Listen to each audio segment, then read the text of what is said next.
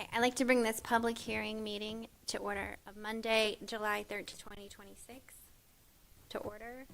Invocation, Steve, and the pledge, Mr. Mayor. If you bow your heads, please. Dear Lord, grant us your guidance and wisdom as we debate the issues in front of the city. And please watch over our first responders as they watch over us and make our community safe. Make them safe. In Jesus' name we pray. Amen. I pledge allegiance to the flag of the United States of America and to the republic for which it stands, one nation, under God, indivisible, with liberty and justice for all. Caroline, will you call roll? Mr. Lampa? Here. Ms. Glenn? Here. Mr. Lombardo? Ms. Wagner? Here. Mr. Ring? Here. Mr. Hannon? Here. Mr. Mishniak? Here. Motion to excuse Mr. Lombardo. Second. I have a first and a second to excuse Mr. Lombardo. Everybody, all in favor? Aye. Any opposed? Hearing none, Mr. Lombardo has been excused. Item 4, T8010, amend code section 1151.22, reference swimming pools and hot tubs. Anybody have any comments? Council, citizens, reference swimming pools and hot tubs?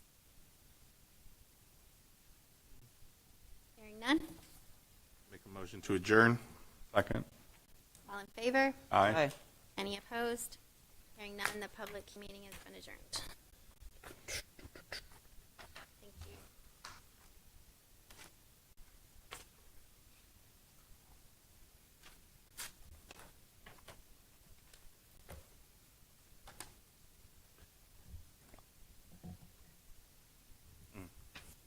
Ready, Caroline? Yes. I'd like to make a call this safety committee meeting of Monday, July 13th, 2026 to order. Can you please call roll? Mr. Lampa? Here. And Ms. Glenn? Here. Mr. Lombardo? Ms. Wagner? Here. Mr. Ring? Here. Mr. Hannon? Here. Mr. Mishniak?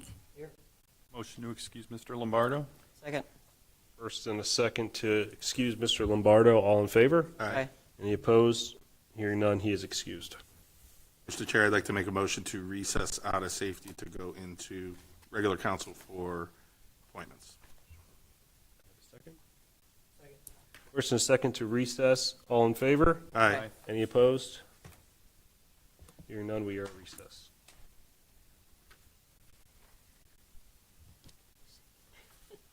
Just gotta get my heading. Okay.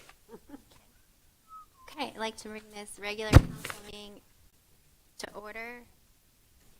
Caroline, can you please call roll? Okay. Mr. Lampa? Here. Ms. Glenn? Here. Mr. Lombardo? Ms. Wagner? Here. Mr. Ring? Here. Mr. Hannon? Here. Mr. Mishniak? Here. Motion to excuse Mr. Lombardo. Second. All in favor? Aye. Any opposed? Hearing none, Mr. Lombardo has been excused. Disposition of minutes, there are none. Down to item 10. Go to the mayor's report. Put your mic on, Mayor, please. That probably helps, huh? There are 3 members of PERCAC that I'm asking council to reappoint. They're all currently serving. I have Carolyn Miller, and I think this is your first full term, right? Okay, and then I have Sherry Jestring. How many times have you been on, Sherry? Forever? Okay, well, you've been serving us for a long time, and we do appreciate it. And Sandy, how many terms is this for you? Your what? Okay, good deal. We'll go with them individually. All of them has expressed a desire to continue to serve. And do you want to come to the podium, or you gonna have any questions for any of them? Okay, I'd ask the council approve the reappointment of Carolyn Miller. I'll make that motion. Second. and a second. Roll call. Roll call, please. Oh, you want roll call? Okay. Mr. Hannon Yes. and Mr. Lampa Yes. and Mr. Ring, Yes. Ms. Glenn, Yes. Mr. Mishniak, Yes. Ms. Wagner. Yes. Congratulations. And I would ask that council reappoint Sherry Jestring. So moved. Second. All in favor, or roll call, please. Mr. Mishniak Yes. and Mr. Hannon Yes. and Mr. Lampa, Yes. Ms. Wagner, Yes. Mr. Ring, Yes. Ms. Glenn, Yes. Congratulations. And I would ask that council reappoint Sandy Roberts. So moved. Second. Alan, can you do roll? Mr. Mishniak, Yes. Mr. Hannon, Yes. Mr. Lampa, Yes. Mr. Ring, Yes. Ms. Glenn, Yes. Ms. Wagner. Yes. Congratulations, ladies. You're all reappointed. Thank you for Thank your, you. thank you for your service, and keep up the good work. And you guys are more than welcome to stick around. Enjoy this night of fun and excitement. But if you would like to go, we are done, and we appreciate you guys coming in tonight. Thank you much. Thank Thank you. you. I'll make a motion to recess out of regular council. Second. First and a second. All in favor? Aye. Any opposed? Hearing none, we recessed out of regular council. Where are we going? I'll make a motion to reconvene safety committee. Second. I have a first and a second to reconvene into the safety committee meeting. All in favor? Aye. Any opposed? Hearing none, we are back in safety. Left off at item 3, disposition of minutes, the regular safety committee meeting of June 8th, 2026. Motion to accept as written. I have a first and a second to accept as written. All in favor? Aye. Any opposed? Hearing none, the minutes have been approved. Item 4, old business, there are no items. Item 5, new business. Item A, T8026, accept drug use prevention grant. Chief Wayne. This is a grant that we've applied for and received every year. The total was $695.20. It's just used for items that our DARE officers and SROs use for the students. It could be backpacks, pamphlets, handouts, just anything that they find to be appropriate for the kids for getting through the DARE program. Any questions from council? There's no further discussion. I'll make a motion to move this to tonight's full council. Second. I have a first and a second to move this item. All in favor? Aye. Any opposed? Hearing none, that item has been moved to tonight's full council. Item B, T8027, purchase flock cameras. Chief Wayne. So, a couple weeks ago, it was brought up about why Streetsboro didn't have flock cameras. I had actually been in the process of speaking with the vendors about those cameras and the options that we would have for them. They are a force multiplier for law enforcement investigations in a way that I don't think this generation has seen before. With the proposal, I added a couple pages of Ohio alone and then some of the national results that departments have had using these cameras. I know there's a lot of questions, confusion about what they're used for, how they're used, what the data is accessible to, or who it's accessible to. So I'm going to kind of give a rundown, and then if anybody has any questions, I'm all for it. So what we're looking at is rather a minimal kind of start with 6 cameras. The data is stored in the cloud, but it is CGIS and ISO, meets the standards for both of those. IT Matt can talk about that kind of security, but the NCIC and CGIS have said that they're okay. That means they meet all the standards that we need to for similar to leads. The data is ours. We decide who it's disseminated to and who it is not. A lot of agencies across the country share with all the police departments. Some pick and choose. While we can keep it to ourselves, it doesn't really serve us well to be the only one that has access to it because, as I'm sure Steve can tell you, that a lot of the criminal cases are not just local, that sometimes they stem further out. It's not a traffic camera per se. We're not going to be using it for red light violations and speed violations. This is, I would say, mostly the traffic that we might be looking for are hit skips. We've had several in town that we have no leads to go on, and FLAC would give us an opportunity to be able to do so. FLAC does not just look at license plates. It looks at maybe you have and I'm just going to make up a car, maybe you have a 2015 blue Toyota, it's got a luggage rack on top, you were just involved in a hit skip and now it has right front end damage. FLAC can search by that. If we want to narrow it down more, maybe we know that the suspect vehicle also had a bumper sticker or a sticker in the right rear window. FLAC can also search by that. It's not something that we're sitting and watching and tracking down everybody. It is a case-by-case basis where we are looking for a specific vehicle. Those entries are tracked. We need the entry on who's looking, why they're looking. We need a case number. This isn't something that we can just randomly, hey, I want to see what so-and-so's doing. It's all tracked. There are hundreds of success stories. We're kind of a black hole, so to speak, with the cameras. We have some, Twinsburg has some, Ravenna has had some. They have had amazing success in solving crimes, and crimes that they normally wouldn't have had a chance to.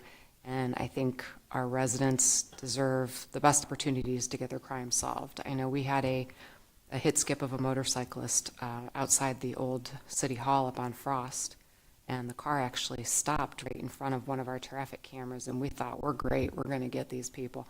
But we didn't have a license plate, and it wasn't quite clear enough to recognize anything off of it. Perhaps if we'd have had the flat camera up there, because that area is one of the ones that we would be looking at putting the cameras, maybe we would have been able to solve that for the guy. As it is, that's all on him and his insurance to take care of that, and that's not right and it's not fair. We've had other hit skips that we had one with pretty significant injury that we were able to solve with flat cameras because another agency allowed us the access to use it. So there's just so many ways that they're being used, and I know people have concerns. I know there's some talk about, misuse. We vet our officers, we train them. We got to trust them to do the right thing with them, and I'm confident and I can say they're going to do the right thing. It's the same with leads. Like, we have to be confident that we've trained them the right way and that they're going to use that the same way. I got to tell you, leads is one thing.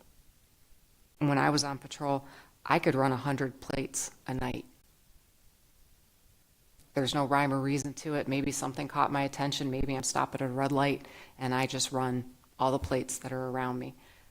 If I wanted to hide something and be sneaky about it, that's going to be the time that I'm going to hide something and be sneaky, because I just ran 100 plates. Who's to say what that one plate could possibly be? But like I said, we vet these officers. We put them through extensive background checks before we get them in the department. We got to trust them, and I trust them to use these in the way that it's meant to. Most of you are probably aware, because of the pursuit videos, the golf cart chasing the pursuit through the golf course last week in Stowe, Hudson, that started because flat cameras alerted the officers to an attempted murder suspect. An attempted murder suspect that would have just kept on driving through town without those cameras. So again, the examples are in black and white on here, and this was just a small sampling that I gave in the proposal.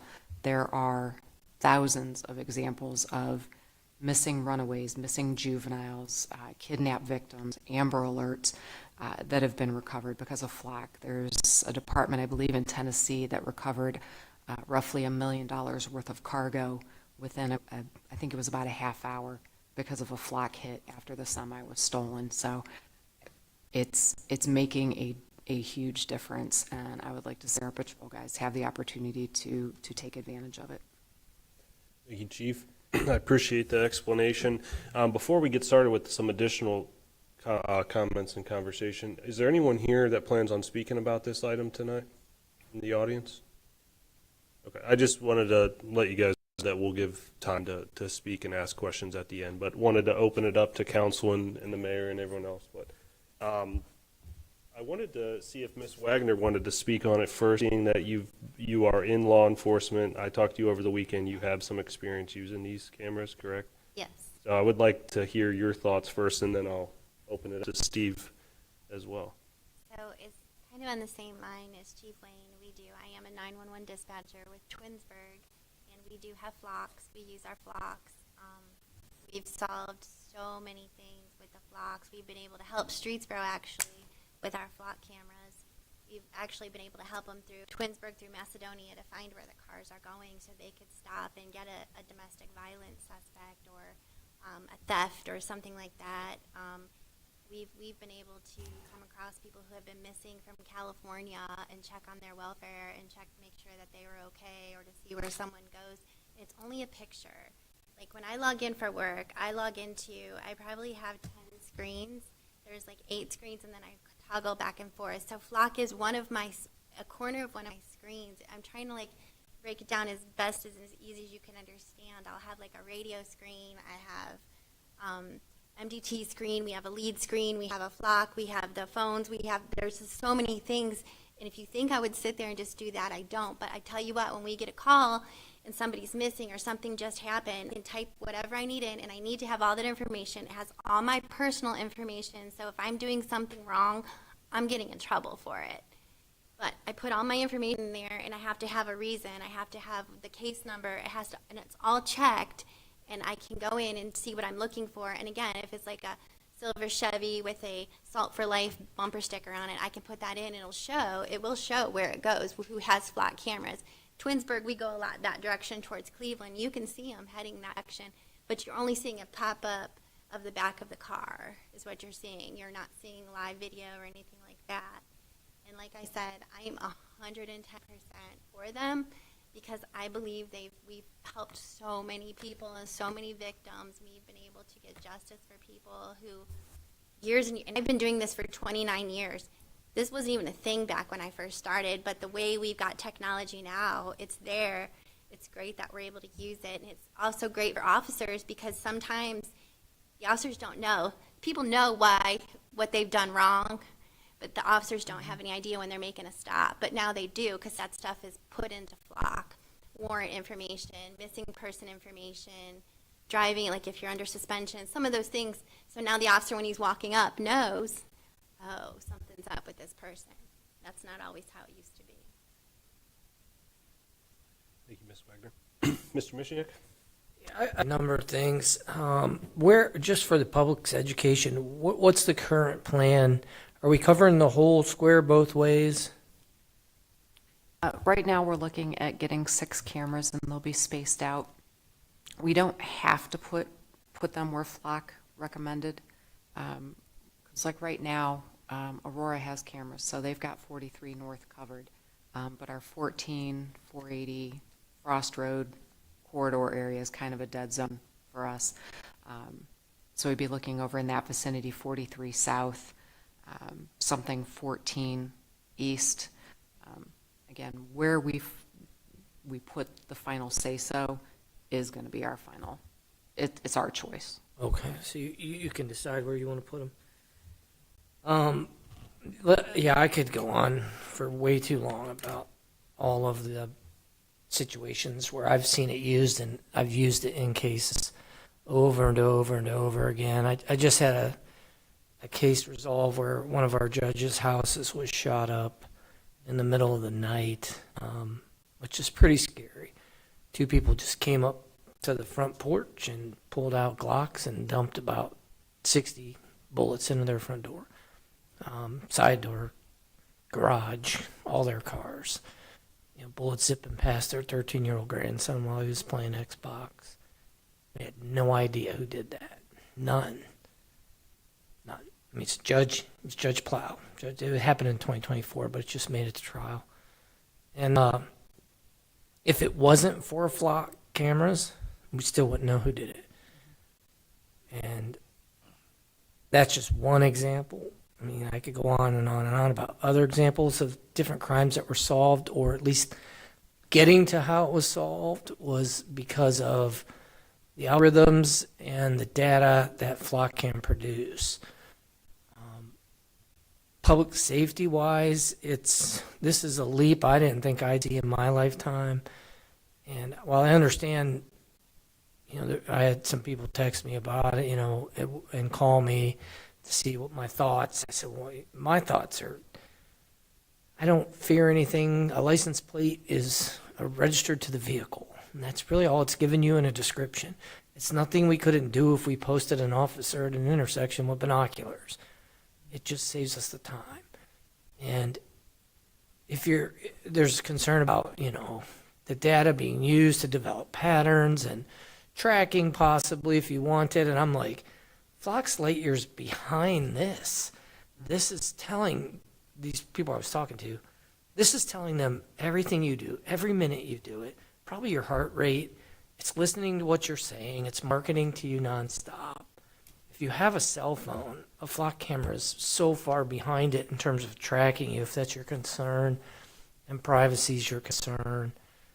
You know, you're going to have to throw your phone out. Flock's not, my experience, not being utilized to track random people.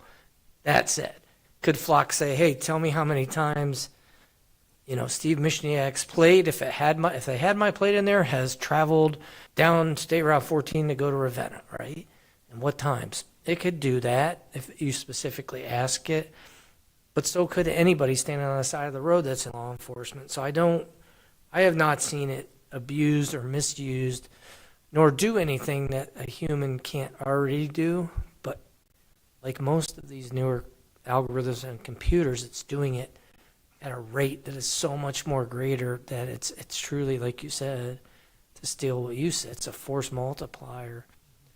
I've only seen it used to solve, I'm in the major trials division. I do like the serious offenses where people get shot or killed, raped. And these flock cameras are basically invaluable for determining a car and a license plate. The rest is good old-fashioned police work. It's not going to magically tell you who did the crime, but in a situation like Judge Plow's house when it got shot up, it got them a lead. That lead led to a house, and from there it's good old-fashioned police work. You knock on the door, you talk to people, you look at the photos Flock provides you, you get their story, you get who had the car that night, if they're willing to talk to you, and the police work begins from there. Flock is not going to tell you who's in a car, who's riding in a car. This will. But things we've done with the Flock cameras are, once we've established from knocking on doors, hey, that case in Ravenna, you know, it's 11 o'clock at night on a summer evening, coming into that neighborhood, it just happened to be one nearby, good old-fashioned police work. We also had an eyewitness who said they knew that it was a brown GMC Envoy, but they didn't know the year. So the detectives just put in brown GMC Envoy into the Flock system. Boom. It gave them the shooters. The shooting happened at 10:30. They had the shooters by the next morning, at least the future shooter. We had just a car. And they knocked on the doors, and the kid admitted being there and then gave up two of his friends that were in the car. But, of course, you know, from there it took a lot more police work to figure out exactly who the shooters were and that sort of thing. But I get that some people want to see us go away from Big Brother and things like that, which I understand. I wouldn't ever vote or support something that would utilize these to be similar to a traffic ticket camera. Everyone knows me. I'm totally against just churning out, dollars and revenue with a camera system for no reason. In the way it's being used now, it's fine. It's not anything that we couldn't be doing at a much slower pace.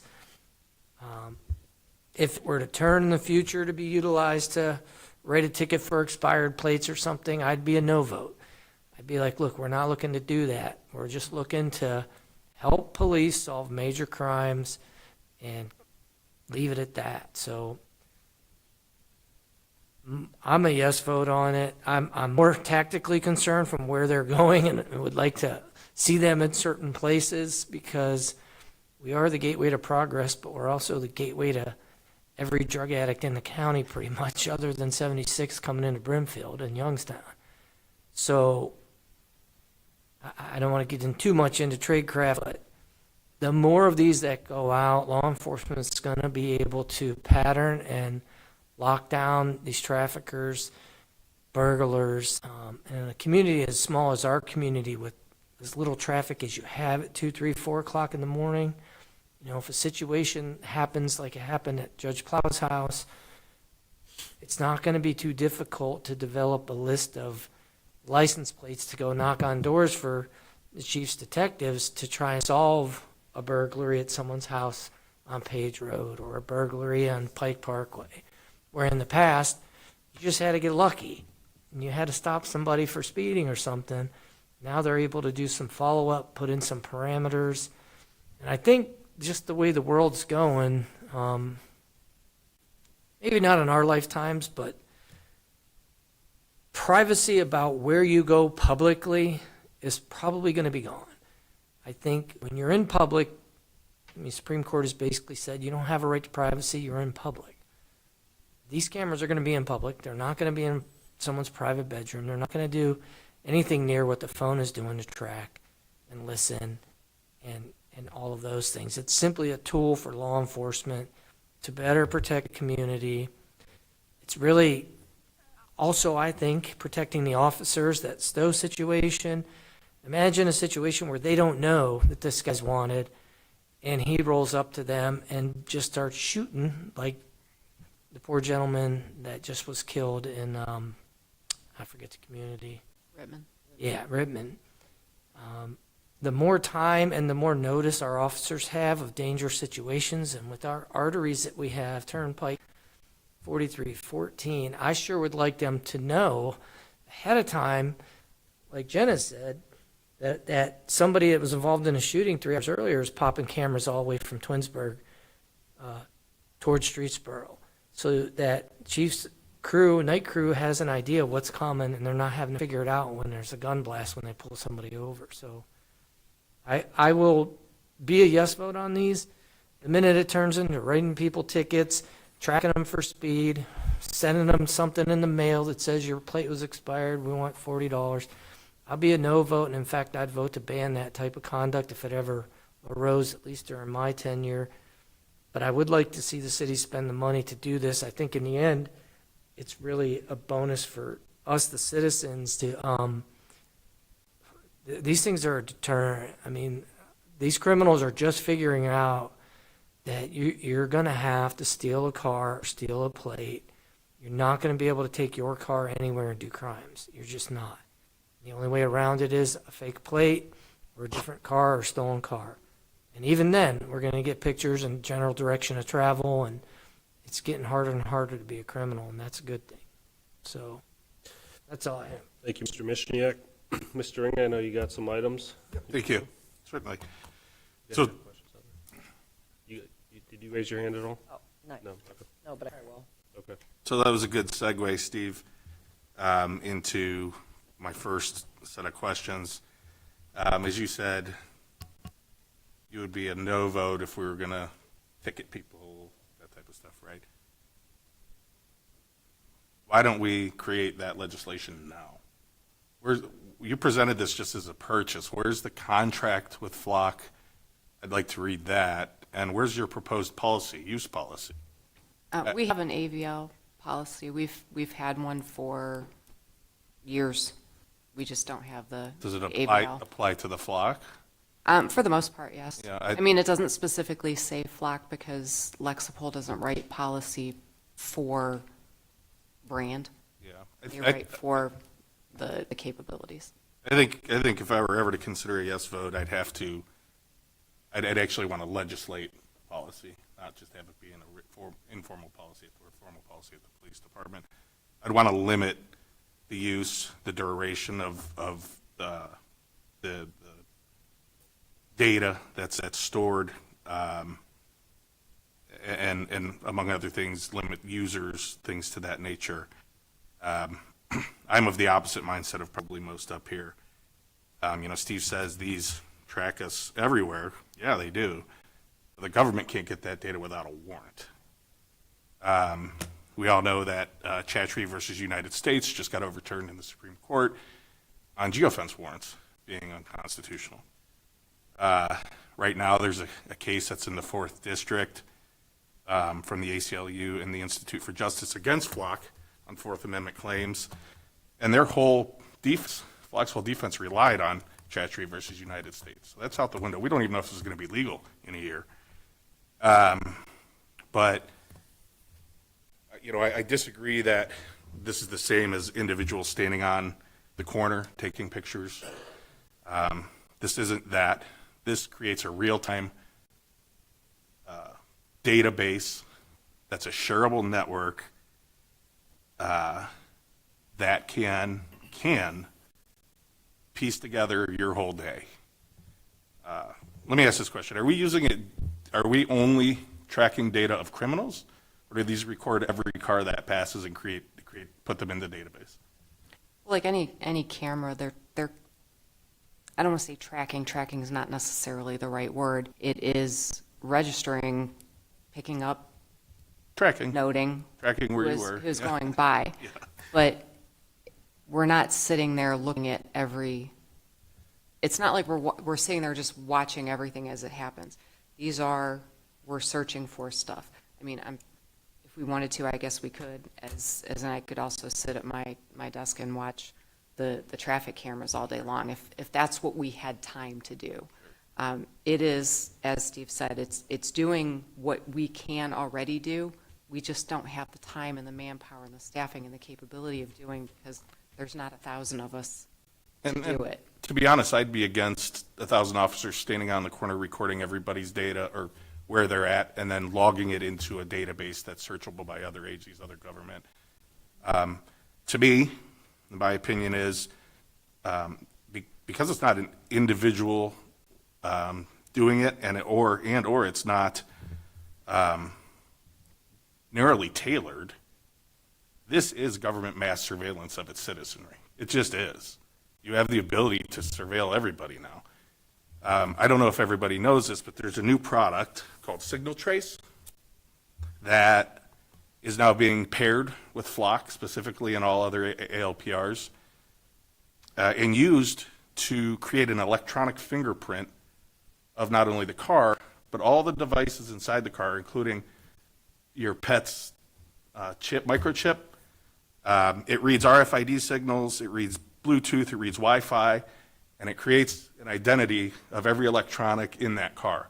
Those are already being paired with Flocks and will continue to be. This takes it to an entirely different level of mass surveillance. Not only will you have the car and the plate, but now you'll have all my electronic signatures every time I pass one of these things. I just can't get past the fact that I'm just not for that type of surveillance. I never will be. So you can expect a no vote from me tonight. That's all. Thank you, Mr. Ring. My questions were, so I see a lot of the local communities around us have these. And I don't expect you to know the answer to every community, but what is kind of the average amount of cameras you would say that a community would have? Would 6, I think you mentioned 6, is that about average or is that on the low end? It depends on your department's geographic layout. 6 is light for us. Like if we were going to do the full shebang, I mean, we would be probably looking around 22 cameras to cover every entrance and exit to the city. I believe Menor has in the 20s. Some of the departments actually wrote down how many that they had. I don't have off the top of my head how many, like our local ones. Let's see, I know I wrote a few of them down. Westchester PD's got 27, Fairfield Police, they have 24. And then I just gave a breakdown of like their crime solving. I can find out for you if you're specifically curious. interested. I was just personally surprised. I thought these cameras, just looking at the price that you submitted, I thought that was going to be like a price per camera, but that's the subscription. I thought it was going to be like way more expensive than what is being proposed, and just for the amount. So I was just kind of surprised by that. Yeah, I kind of gave them a ballpark where we wanted to be. Again, if they turn out to be as successful as I think that they will be, just based on other agencies, is it something that, yeah, we'd probably want to expand at some point in the future? It's likely. How do you put out a cost to recovering a child that's missing from an Amber Alert or a kidnap victim? Yeah, we can put a cost to recovering a cargo load that's worth nearly $1 million. That's $1 million that one of our businesses gets back. Also, that affects our overall FBI crime stats, because now we're not showing, potentially not showing a loss of, 100,000, 500,000, 800, or $1 million in property to left. We're showing it recovered, so it makes a difference in that end. But as far as how many, again, we have the fortune or misfortune to be the roadway capital of Portage County. What we would need to cover all of our ins and outs is not going to be the same as a Kent or an Aurora, just because of the way their city is set up.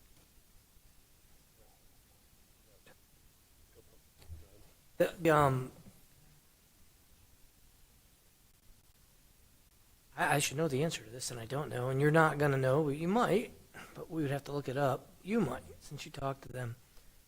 What portion of the records that are kept regarding the flock cameras would be subject to public records request, and what portion wouldn't be? I don't know the answer, but it's something we should think about. I would imagine there needs to be legislation, or there might be state legislation. Like, someone can't do a public records request for all the plates and the plates that you ran. Those are protected. But I imagine the defense attorneys are going to want to subpoena and or submit public records requests for the flock camera data, which I would hope they wouldn't be able to get to in discovery. But it is a public office.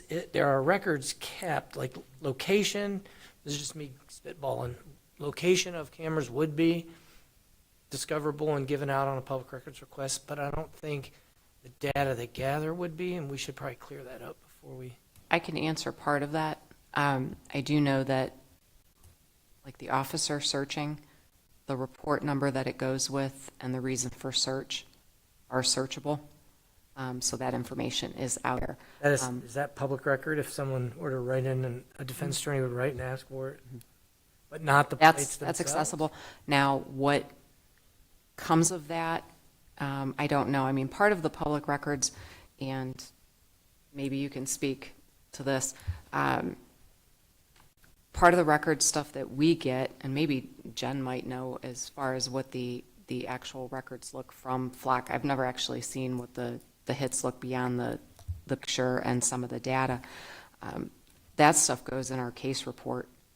And, case report stuff, once it's complete, that's the public record. We're not hiding anything that's, what's the word I'm looking for when they say it's like a trade secret. Yeah, I'm just wondering, like, if I was a defense attorney and I wanted to say, develop alternative suspects, or say your officers mistook the weaving, they saw it was a different car, pulled the wrong car over. I would like all flock camera data, including license plates, from 7:30 to 7:40 p.m. last Tuesday. I gotta believe that would not be something we had to turn over.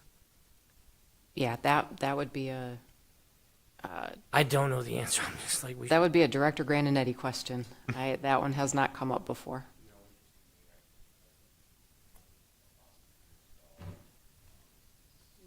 mic too. Joe, turn your mic on, please.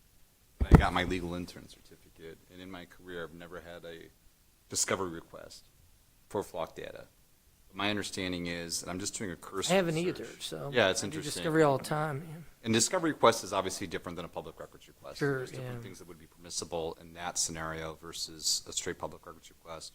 But I think anything that we touch, that we utilize as a city of Streetsboro through the furtherance of an investigation that is complete, would be subject to a public records request. And that's my cursory answer now. I can do a more in-depth answer, get a better answer for you, and provide some exact scenarios. Yeah. But it's going to be evolving and changing, and like, you know, we were just talking, like, we've been doing this for a while, and I prosecute cities that use flock heavily, and I've never had a request come through. Yeah, but to Justin's concerns, suppose I had a I can beef. answer one of those concerns. Give me his plate. I'd send you his plate that I've just looked at in the parking lot of Chuggers. I say, I would like to know, since you keep records on your 8 flock cameras, every time that, we'll say it's Justin, it's a personalized plate. Every time the plate Justin tripped the camera at Frost and 480. Like, would that be, I would vote to block I don't that think type of that- request. I don't or- think that would be necessarily public record unless they were specifically, like, we're investigating, and I'm just sorry, Justin, I'm just. We're investigating hypothetical. Justin. We're He's a little nervous about the cameras. Go ahead and particular issue that was found to be unfounded. Right. He wanted to find a public records request. In that scenario, I do think that there would be things that can be taken from a public records request, but if it's just a generic, they're not, it's just, hey, how many times have I appeared on a flock camera? Yeah. We're not necessarily in possession of those records. Or not. That's where I was going to. Well, we do own the records. Theoretically, you have She- access. Or digitally in possession. Yeah, this is all Yes. stuff we should figure But that's something I have to come back with, maybe to answer your question the next meeting, but just spitballing. And it's the other thing about them evolving to become something more, to become camera tickets. They simply, at this point in time, don't have that capability and technology. All the camera tickets that you see are not criminal offenses. They are not, because you have to prove beyond a reasonable doubt that someone is guilty of the offense. Any camera ticket you see is technically a civil violation. And that, in order to do that, you would need to pass legislation and have that capability. It's like maybe a chicken before the egg type of thing. But I do not have concern that flock is going to be used for that type of purpose. Could theoretically, in the future, it be modified to do something? And I have heard from a law director that serves several East Side communities that there will be, in the future, cameras that do come out that are for camera ticketing purposes that theoretically, we're nowhere near there yet, that would be able to generate TRD cases, or actual traffic cases. Europe does that. I don't think of any place in the United States that does that yet. So I think that we're a long ways away, and we as a city of Streetsboro would need to actually create legislation for our ability to do that. That answers that question. I just did a cursory search. There's been a few court cases that have determined that block data in and of itself is public record. I don't know if any of those were in Ohio, and it would be our state. It's not FOIA, federal FOIA. It would be state public record law that would dictate it. But Well, it's looking like, if I'm not mistaken, it's going to be a first vote only tonight, not as emergency, so that'll give you time to. And I'm looking to here, the data gets erased after 30 days. So after 30 days, it's gone unless an officer goes in there and, correct me if I'm wrong, saves that data for discovery in the case. I'm just like, So worst case scenario, he draws an opponent that's a wackadoodle, right? And they submit a public records request with his plate on it. It says Glenn, personalized plate. I would like to know every time this has hit a flock camera in the city, the plate Glenn. And then he patterns him all day and tries to say he's not at work, he's goofing off. I see his cars, it doesn't come in till 12:20 p.m. on a Monday, that type of public records request. If we could draft legislation to not make that personalized inquiry into somebody, I would be all for banning that. I think it should just be for law enforcement use and not for public use for us to track each other. That makes sense. Public record is a public record. I'm hearing you. That's why I brought it I up. don't think we can make legislation saying that's not a public record. I think But that's, there are things that there are public records of theoretically that are not public records. Leads or OLEGs or Yeah. things of that nature. So I have to do a little bit more research to, and I think it's evolving, but just to see where we're at in the state of Ohio and see what we're doing, just to give you guys more information as this progresses. Thank you, appreciate it. Yeah, go ahead, Mayor. I do know that, Mike, I do know that there was an individual that used it for their own purposes, and I believe it was a police officer. And this was just recently, I read about this. They charged him with a felony and convicted him. And, you know, this stuff is, it's not something that is gonna be done willy-nilly, okay? And I agree with you, Steve. I believe that we do have to put some legislation together so that in the future, it can't just be done. The legislation would either have to be modified or not. And the other comment that I'll have is I read that on any given day, you show up on 78 different cameras, okay? Every time you go to an ATM, when you go to Walmart, anytime you use a self-checkout or a regular checkout, you're getting recorded. If you go down the drug aisles, you're getting recorded. all privately owned cameras not accessible to the government without a warrant. Big difference. Big difference. Huge. You can get a warrant to get those. Yeah, you'd have to have a warrant. I think you should have to have a warrant to do this. That's my point. I don't think the government should be able to surveil you. You have no expectation of privacy when you are driving down the road. That's true, but when you create a network of searchable databases that allow you to piece together my movements and create a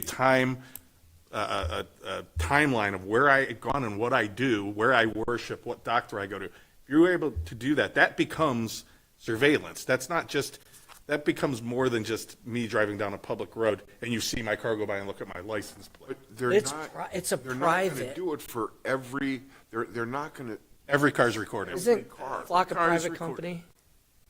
It's- They're a private company. They're not subject to the Fourth Amendment. And we're just purchasing that data, and it does not require a warrant to purchase private data. It's not. We own the data. We own the data, which would make it public records, but I'm saying, like in your example, the geofencing, you're correct on that case, but the court also said the gathering of the data itself wasn't a violation. But the government use was. Accessing it. Here you go. So once we access. But it was, that data is government data, not private data. Flock is a private company, and they're not subject to the Fourth Amendment. It's public data once we use it, once we use their product. You're telling me that It's public data, that's different Yeah. than triggering the Fourth Amendment. Okay. So then if the chief uses a Minolta camera, to invade my home privacy and take pictures without a warrant, well, Minolta's a private company, so because we use that camera, That's it's okay. That's drastically different. It's than not. using a It's traffic the camera. same thing. Well, you have, I mean, a, the you have a right to situation is privacy. different. You have a right to privacy in your own home. Yeah. That is core, a core right. I think I have a right The not to be difference surveilled is- by my government as well, so that's where I'm at. I'm not saying you don't have Not a in right to public. take my picture. Not in Sure. You don't? but if a Ring cam was on your house and I'm your neighbor, how is that any different? That's private. It's not a public entity recording. Neither is Flock. The government using the flock cameras is a public entity recording it. No, we're purchasing it from them, their data. They gather the data, their computer gathers the data, their algorithm analyzes. We buy the camera. They produce the lease product. cameras or The rent- data's a product. They produce the data. All we're doing is purchasing it. Well, I guess we'll know in due time because that fourth district case will eventually make it to the Supreme Court, so we'll find out. Mr. Lampo, Ms. Lynn, did you guys have anything? I just want, so you said that there's a camera going down 43 North in Aurora? Aurora already has cameras on So, 43 I North. was going to ask Mr. Ring, do you not go that way because they have a flock camera? I do. I just don't agree that I should be recorded every time I do. That was Um, my question. Are you just going to stay in Streetsboro because everywhere around No, us? I just don't agree that we should be doing it, that any city should be doing it. I don't want it in my city. I know they are. I have no control over what Aurora does. There's a whole list of communities here. Yeah, that are there's a doing ton of that. them. Yeah, a ton of them. So, Tons of 'em. again, I mean, it's public, they're public streets. It's Yeah. not- Again, it's not the same as being in your home and with Sure. a Minolta camera. I agree. But you're not giving the residents the opportunity for our police, law enforcement to help them. That's something that ends in our city or something that happens in our city. And a lot of things happen and we're relying on other jurisdictions to help us with their cameras and their access because we've done it. And what's the old saying? Those who would give up essential liberty to purchase a little temporary safety deserve neither liberty or safety. This whole safety argument, it doesn't work with me when it comes to liberty. I've voiced my opinion. You know I'm a no vote, so we can just move on. I think Don't need to Mr. keep arguing. I think you brought up some great points that, our law director can definitely look into. Sure. I think you bring up a great point of, adjusting our policy and everything, adding it to our policy. I think those are all very important steps, and that's why, everyone up here has different opinions. So I appreciate all the input, and then we'll I have give you some something time to else I wanted speak. to ask. So who exactly would have access if we do purchase the flock cameras? I mean, who would we be giving access to? I know other police departments. Who would we give that to, I guess, like? We choose who we give access to. Again, it is one of those ones that, yes, we could maintain just access to our alert information to ourselves, but that kind of defeats the purpose of, like, the attempted murder suspect. Those officers got that alert because agencies are sharing data. Like, for example, I've seen this brought up, I guess some flock cameras were used, like information was shared with ICE. And I'm not going to say whether I'm for or against that, but I'm just asking, like, would we be allowing that, or are we just going to keep it to local police department jurisdictions that are trying to solve local crimes? As of right now, there is no contract with ICE or with any of the federal agencies with flock. We choose, like I said, who we share with and who we don't. If there are political implications, there are agencies that we don't have to share with. It's just, it's our choice. So we would get to choose that, or again, this is where things become public record, though, so then. Yeah, it's, like I said, we get to choose who we share our alerts with, and, like, if we're looking for this car for this reason, and Councilwoman Wagner can probably speak to this a little bit more because she has more access to it, but I know FLOC is very specific on agency decides where the data goes. So some agencies might choose to share with everybody nationwide. Some might choose to just share with who are local to them. It's just kind of where. Okay, so in our case, then, who's going to be making that decision? Are we going to decide that, when we make the legislation, or would you decide that? The mayor would decide that? Who would we? I mean, honestly, I would prefer to keep that open as to who we share with.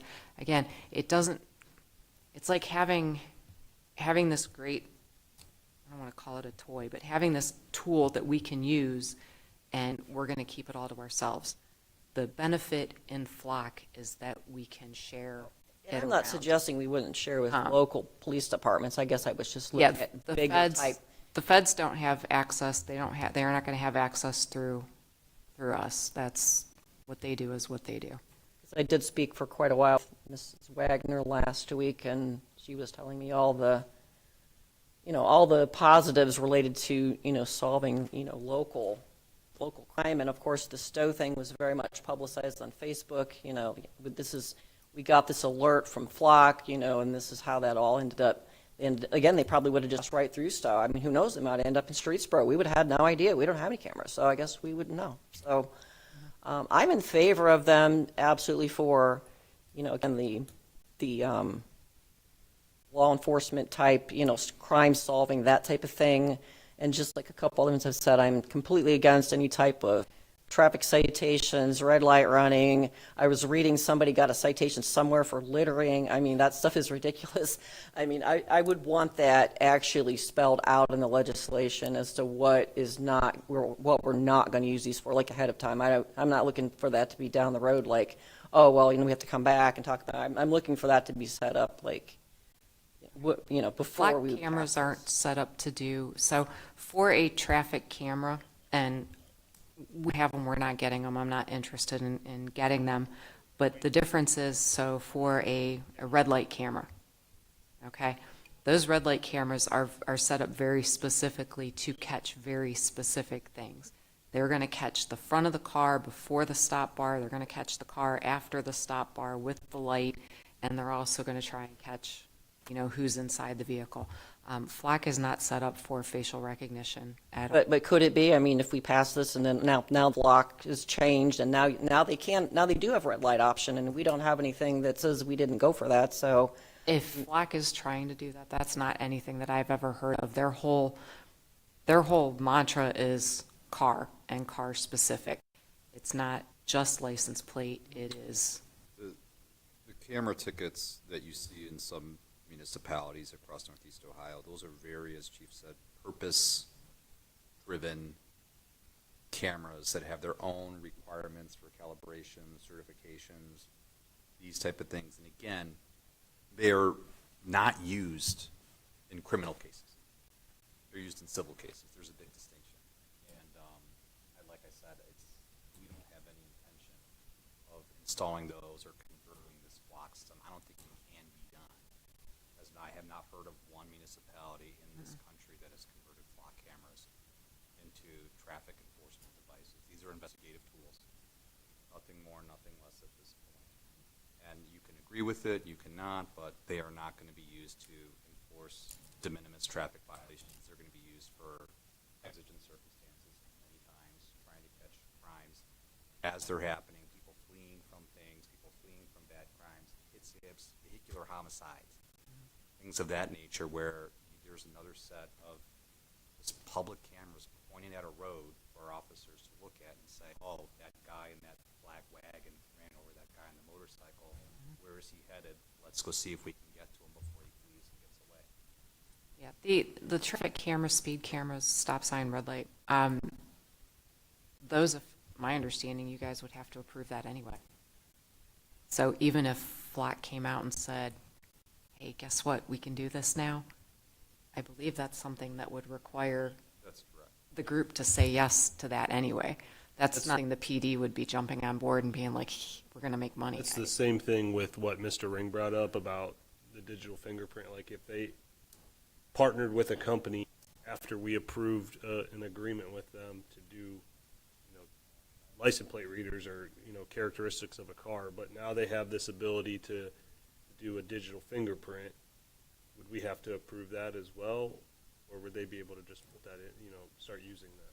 I'm not sure what you mean by a digital fingerprint. So like, The signal trace product, that's already being, So like, the flock camera's already being upgraded with them, so I don't know how the upgrade works. so like if Justin and I were driving down the road together, and you hit Justin's car, you don't know that I'm in the car with him. But if they then implement an ability with signal trace, now they can track my phone and Justin's phone, and they can see that I'm in the car with him. You know what I mean? Like, I'm assuming that would be something that would have to then again be approved by us if we wanted to use it. Yeah, that's outside of our contract or our quote or whatever, however you want to describe it. Mayor? The guy that they caught, okay, how, was there a warrant listed on a license plate and Flock alerted to that specific license plate? I believe it was attached to the car. I don't know if it was the car specific, and maybe Ms. Wagner knows. I don't know if it was the car specific or the license plate specific. Because again, like I mentioned with Flock, it's not just going after the license plate. It could have been that specific vehicle if there was, right front end damage with a bumper sticker and a luggage rack on a 2015 Ford Focus with a missing headlight. It Well, breaks a it down warrant like can't that be for issued that to a one. car, it would be issued to the registered owner of the The point car. I'm trying to make is, you say A warrant, every yes. license plate gets recorded. Alert. Every license plate would get looked at, okay? It would be looked at. But like she just said, a description of the vehicle and things like that. That's all We have 25,000 cars a day that go up and down 24,999 of them have nothing going on with them. But there's one that Flock would pick out. The other 24,999, even though their data is captured, after 30 days, if there's nothing there, that data just goes away. But that one car, and that's how they caught it, that's apparently how they caught this guy. This one car turned up in their database. They didn't chase down 15 other cars like that day, or 25 other cars. And I mean, that's, to me, that's kind of the safeguard. You'd have 24,999 cars that had nothing, okay? But you had one that did, and they got that one. That guy, I believe, I heard on the radio today, he's being held on a $3 million bond. So he must be a pretty dangerous dude. And I really don't want people like that on the street. And here's the situation where, because of this individual was taken off the street after causing a hell of a lot more damage too, by the way, because he decided to run. But they did get him, and they did catch this guy. So It would be a lot easier for the police to get criminals off the street if we had no rights or no liberties, because then they could just arrest us. Sure, sure. It would be a lot easier for them. everybody, A lot easier. And just another thing, these cameras are optical only. They do not have any capabilities to do For now. Until they're integrating signal trace into these cameras as we speak, the so, ones that Streetsboro are buying are optical. for now. Yeah. But too, like what I see on the computer screen, I'm sitting at work. It's not cars coming. I don't see them. I actually have to do a search for something. It's not like I'm seeing every car drive through and it's snapping pictures of all the cameras or anything like that. I have to go in and fill out all this stuff and search for what I'm looking for. So it's not like I'm sitting there live watching all the cars that come through Twinsburg, wherever. That's not how it works. You don't see them until you do a search with reasoning, case numbers, and all this stuff that you need. I Just so you understand. know that. No, I understand. Not everyone knows that. That doesn't, work. Mr. Miller? Yeah, mine's just a technical change. I need the GL change to 401-815745. It's currently listed as 401-80. So that's just my, Thank you. if you could please amend that. Thank you. Anyone want to make that amendment? I'll make a motion to amend the account number from 401-81-5745. Second. First and a second to amend that, make that amendment. All in favor? Sorry. Aye. Aye. Any opposed? Hearing none, that has been amended. Mayor? I would ask that council amend the legislation to take the emergency clause out of it and take it to 3 reads. Yeah, 'cause you know it would fail tonight. Well, we've only got 6 here. Yep, I know you know one it of would you fail. no, so. That's so shady.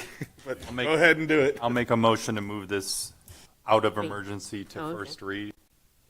I mean, before we vote on that, I would just like to say too, Mr. Ring, I was actually going to suggest that not only because, it would fail, but also I feel like to get it out there in the community and allow people the opportunity to come in and speak and voice their opinions. Obviously, we want to hear from some people in the audience, but I think something like this, I know, it probably is a little rush going on emergency so we can get it, but the input from the community, I think, is valid as well. Agreed. And I'd Yes, I like to agree. make that motion so that we can get answers to Steve's questions, because I'm curious to know the answer.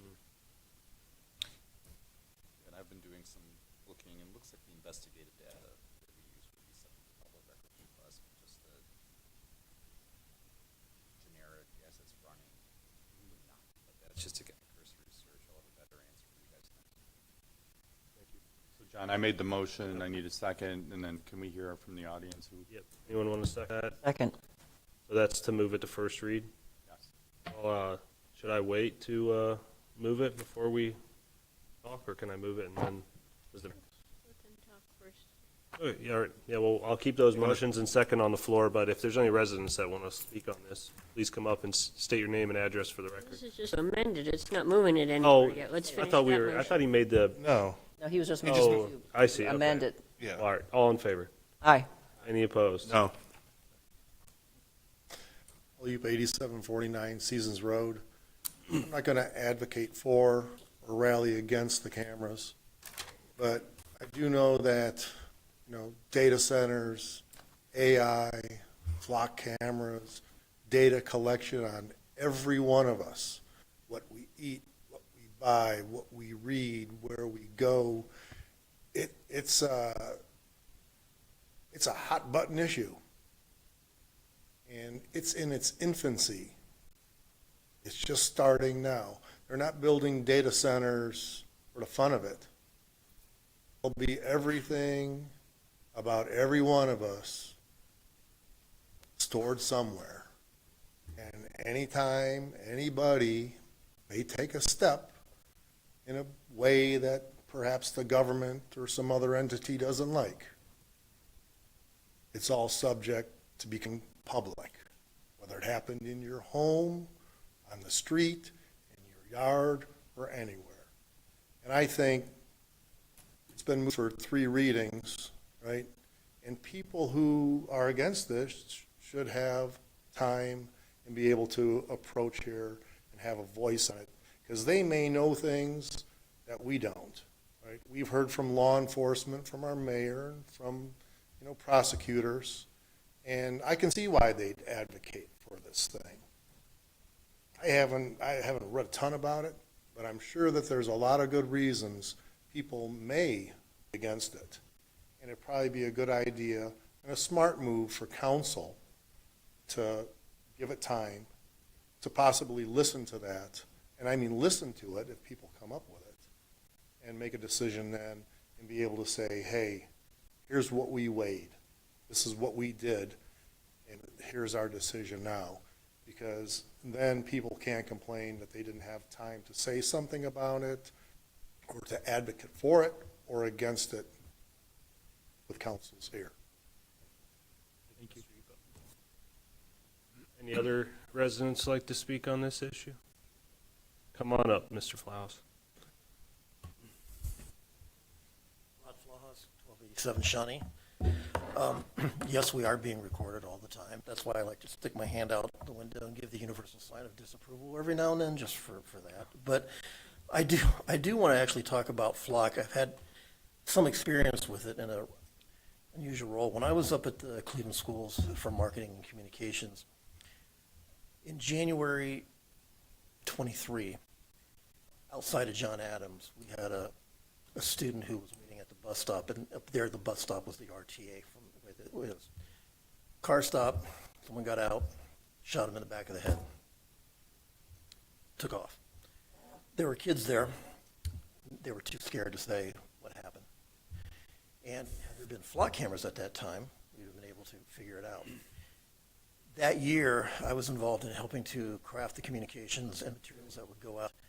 CMSD purchased, I want to say, about 200 of them for 70 schools. And we had them, we got a grant from the state. It was a little over $500,000, could be wrong, but somewhere in that. And I know that there's been talk recently, I'm not there anymore, about how that's going and stuff. But we got them and we focused them directly on, at the time, about 70 of our school buildings for a couple of reasons. One, violence. Very different thing. Something happened, and again, it was not live, but things you could quickly go back and look at that. Also, there was a rash of car thefts in all our school buildings, and that was able to help that. The other things that happened a couple of times that weren't really communicated too much to the public, where in cases of divorced parents, child custody things, you had someone threatening to go get the kid. So you could track that in terms of, and see the license plate had been at the school. So it was a really interesting experience. We rolled it out sometime in 23. Sorry, I don't remember exactly when. It was a little bit later in the year. And there were a lot of questions, but honestly up there it was not, it was more of a question of expense, as it usually is, versus any of that. And, from what I understand from, before I left, it was still being evaluated, it was still being used. I personally am not going to give an opinion whether it's good or bad, but it was just a different way of using it. And we keep talking about hit and runs, traffic, and things like that. But it was, it was a way to actually kind of really look at some of these very serious crimes that were happening at the time. And yes, I don't like being recorded either all the time, but I've just come to accept wherever I'm going, I'm get recorded, and they're gonna find out that I probably went to Arby's too many times or something. You know, it's just the way it is, so, thank you. Any other comments?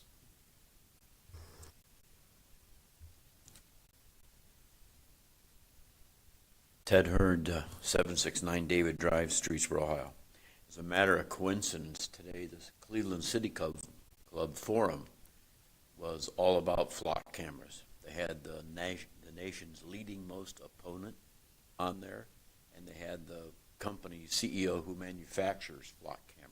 And what I picked up from listening to that entire broadcast, and incidentally, if you want to further your education and listen to that, you could probably find it on PBS, because it's probably going to be broadcast more than that. The first thing is that, yes, all the vehicles are being tracked, but only if your vehicle is involved in some sort of a crime is it going to be indicated.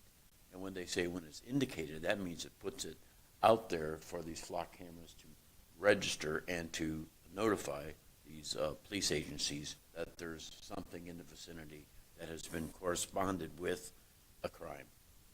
That's one thing that I picked up from there. The second thing that I picked up from was consideration should be made and defined at the onset of us getting flock cameras of how long the data is going to be kept. And the second point about that is it should be defined without question in more than one person's mind of who this data will be shared with. As an example, in Florida, the state of Florida required every agency that has a flock camera in that state to share that data with all state, local, federal agencies, no matter what, across the board.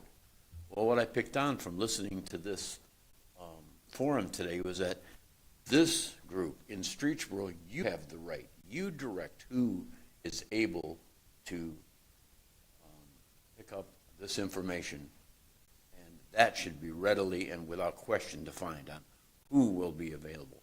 Many communities will let local, state agencies have their information, but they do not let federal. So that's something that our consideration should be. If we go ahead and do these cameras, those couple things should be a part of the consideration. I do think that it's good to go into 3 readings because I do think there's discussion and some more information needed. But I do think they're good. I think they are a good tool for the police department, but I also think that they should be just a little bit retained on who gets the information and how long it's kept. And I think if we do that, it will be a great tool on the police department's belt. Thank you. Thanks, Ted Hurd. Any responses to any comments or anything? Any other discussion? I guess the last question I'll ask is for Mr. Kaufman. You're IT guy. Are these just being installed on traffic poles, existing infrastructure that we have, or can they be installed elsewhere? I think Lowe's has one. Yeah, so you can do it either or. They can use our existing infrastructure, or they can install their own. There's a lot of communities that have them where there's not necessarily poles, and Flock will actually put up a pole and mount their camera to the pole in those instances. So where we decide to put them, yes, they can use our infrastructure or put up their own. Thank you. I was just curious. Well, and I'm sure we'll have plenty more discussion on this. We've been on this item for a while, but I do appreciate everyone's input. We have made some amendments. We want to make a motion to move this to first read. I will entertain that.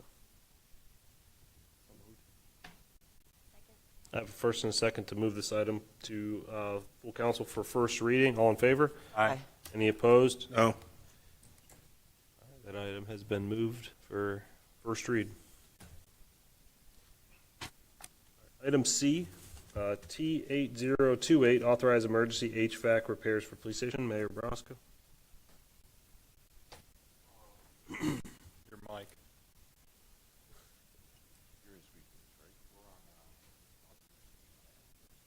Oh, I'm sorry, my bad. We had a situation, some type of controller or whatever went at the police department, and it was getting a little warm in there. And under the powers granted by council, I invoked the emergency powers clause to have the situation remediated, and this is a legislation that needed to be followed up with. Thank you, Mayor. Any discussion on this item? Make a motion to move this to tonight's full council. Second. First and second to move this item. All in favor? Aye. Any opposed? Hearing none, the item has been moved. Item D, Mayor Brosco, you want to talk about directional boring safety concerns? But Mr. Grandetti will. Perfect.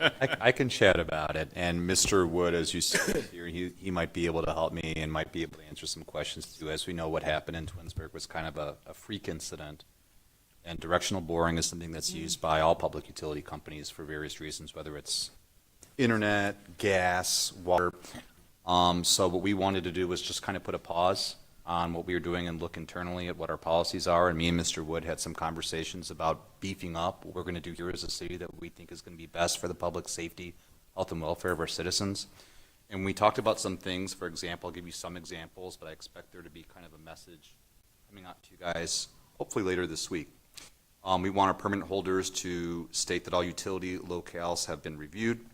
Crew members have received the specific project safety briefings. Gas emergency contact numbers are available on site. If there's going to be any utility crossing, all utility owners all affected ones must be notified. We want all utilities to be exposed by a procedure called potholing. And Mr. Wood could kind of explain what that is. We want the actual utility depth recorded, photographing exposed utilities, obtain city inspection approval for any directional borings going to go on. All utility crossings we want physical verification, and we want inspector verification before any directional drilling. We will not permit any assumptions regarding any utility locations. We want everything to be confirmed. Another idea that we had, I think that was really good, is we want any company that does any directional boring within the city of Streetsboro to provide us with their own directional boring policy, so we can review it and see if it's adequate. And if it's not, we're going to tell them we're not going to issue the permit unless you comply with what we want. Our codes give the city engineer the ability to impose conditions upon the issuance of the permits. This is going to be more of a internal engineering policy. If anyone has any questions, Mr. Wood is here. He is the engineer. I'm just a dumb lawyer. So he'll be the one that can answer a lot more questions about some of the nitty-gritty about this area. Thank you. Mr. Ring, you had your hand up? Actually, it's a legal question. Okay. You go back 4 or 5 bullet points where you stated you want about the inspection, city inspection. Can you read that again? We want the city to inspect and to also verify before the directional drilling commences. Inspect and verify what? The location of Go ahead. other utilities? So there are several state laws, OOPS is being one of them. You know, contractors legally has to call OOPS for state identification of utilities, location. We want to verify that those markings are in place and that the permit is accurate to what they're proposing to do for the work. Are we verifying? So here's where I get a little scared. Yep.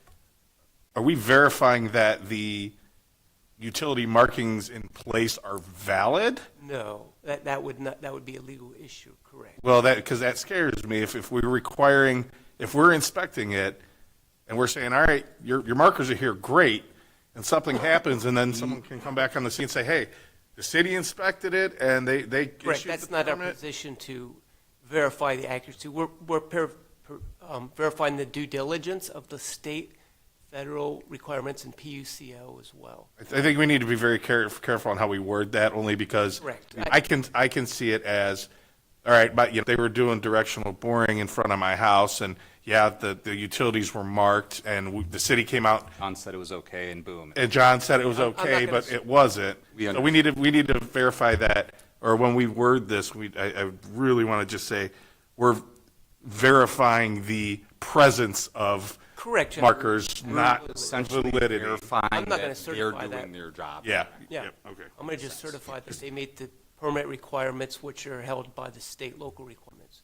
Just the way you read We're it just made me emphasizing- scared. Yeah, oh yeah. We're emphasizing the state policies, again, for their edification, repeating the importance of them following that procedure. Okay, understood. Thank you. Thank you, Mr. Ryan.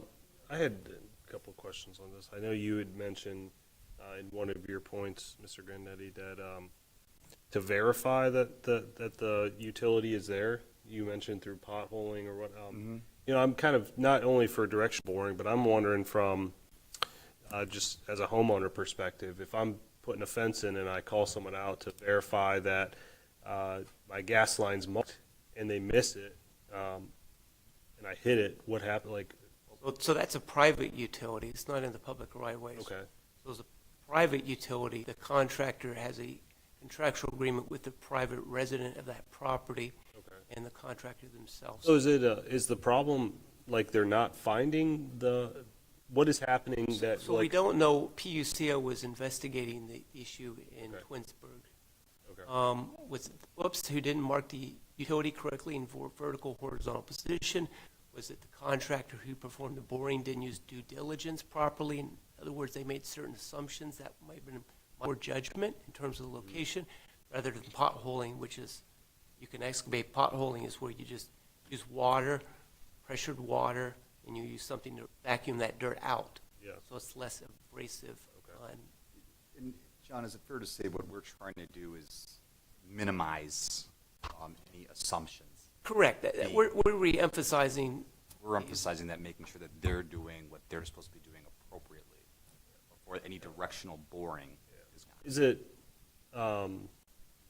fair to assume that's like some of the utilities may be old and they're not being tracked? Like That could be a possibility, right? So that would be the utility owner's responsibility to properly create as-built or location mapping. A lot of them aren't done properly because no one's taken that initiative to record properly. And then the contractor, there are costs associated with time involved with finding the utilities, and some get lazy about it. Mhm. Is the right term. Yeah. And that can cause problems as Mayor? Every day there's tens of thousands of these things going on throughout America. And I think that the stuff that we put in place, although it can never, ever remove all the risk, we can reduce the risk as far as we can by putting our policies in place and making sure that they follow through. John touched on it. Years ago when they put lines in, I don't believe that they had the tracing lines and stuff that they do now.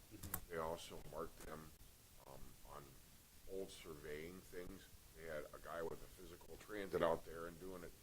Now, when they put these lines in, they're all GPS marked, and they're probably pretty close to 100% accurate. Where in the past, you know, it may not have been as accurate as they are now. And you know, you think about it, missing a line by only 6 inches, you've missed the line, okay? And you may go right down it. But if it's mismarked by 6 inches where it's not supposed to be, then it can be. What we are really trying to do is reduce the chances very significantly of something like this occurring. I know when I was on the fire department in Twinsburg, there was not literally, and they were building an industrial park. There was literally not a week that went by that we were not getting called out for an excavator hitting a gas line. And when it happens in relatively uninhabited area, it's not that big deal because the gas comes out, it dissipates, it gets below the threshold. And you know, I've been out there and watched East Ohio Gas at the time let these things go for an hour, spewing stuff up in the air. But because it dissipates so rapidly and gets below the lower LEL, lower explosive limit, okay, it doesn't go. And then when they shut off, then they would crimp it and shut the line down. But when you have a circumstance like we had in Twinsburg, where it happened in a inhabited area, in a very close inhabited area, that's what we're trying to guard against. And you kind of brought up a good point about just the safety concern for residents in an area that's inhabited. And Chief Reinholz, maybe you can chime in on this, but I'm assuming your department has sort of talked about, you know, what you do in this situation. I know we have emergency action plans and whatnot, but from what I remember, it seemed like Twinsburg kind of told people shelter in place before that, and then all of a sudden I don't know if that was that specific area that blew up, but luckily they were able to, switch gears and get everybody out of there. Here's the difference. Like the mayor said, I've had many gas leaks where an excavator was digging a hole and they hit the gas line. That's easy. It's going to dissipate. It's lighter than air. It has a lower and upper explosive limit, 5 to 15%. I've seen the gas company hop in the hole because it's like 40%, and they're fixing it. But there's some place where it's going to blow. Now, what the difference in Twinsburg is drilling. They're drilling through the soil. Okay, so it's not an open hole where the gas is going to dissipate into the atmosphere. It's going to find the police resistance. So if it's going toward the house, the foundation, it's not going to follow the gas line because the gas meter comes up and out. But your water line, sewer, those things, if you have a breach in your wall, whether it's black or whether it's concrete, there could be a crack. Sub pump, the tile around. Somehow the gas got into it. So that situation is entirely different than an open hole and the gas is evacuating. We can set up monitoring our meters. We got 4 gas meters to see where it's explosive we want to keep out. But if it gets into the house, where you got a pile of light in your hot water tank, if you have a furnace, you're going to have an explosion. So it depends on what kind of gas leak do we have. And we go on quite a number of gas leaks or the smell of gas. And they put the mercapent, that's that odor in there that is so pungent. And it hasn't reached the explosive limit. That's the reason why they put it in there. But if it seeps through the ground, it can dissipate that odor as it's being filtered and housing it into the house. Because the TV3 footage I was watching, it was coming out of the storm sewer flames. You don't get flames coming out of storm sewer unless the storm sewer contained flammable gases. That was in Twinsburg? Yeah, and so it was in some type of conduit to the house. And in that case, you evacuate everybody. Because you're not going to try to shut everything down. Just get out of the way and try to safe zone. So what kind of emergency are you responding to? An open pit, gas coming out, or directional drilling where it's not leaving through the soil? It can, because you see the commercials, dead grass, odor and that, because it's dissipating through the soil. And if the soil has been disturbed because other lines have gone to the house, it's going to follow a path of least resistance and find some way to get in that structure. Mr. Lampo? I'm just curious, do we have any directional drilling going on right now in Streetsboro? Go ahead. One permit, which I haven't issued yet, is currently waiting for this meeting to occur before we have the general policy of improvement on how the permit would operate. So currently one right now. So do we have to, We're going to do this. We're just bringing you up to speed what we're doing internally as a city. So we're going to kind of send a letter out to you guys this week when we finalize the procedures with me, Mr. Wood, and Bill Miller. We'll put something out, and then we'll start opening the permitting process. Thank you.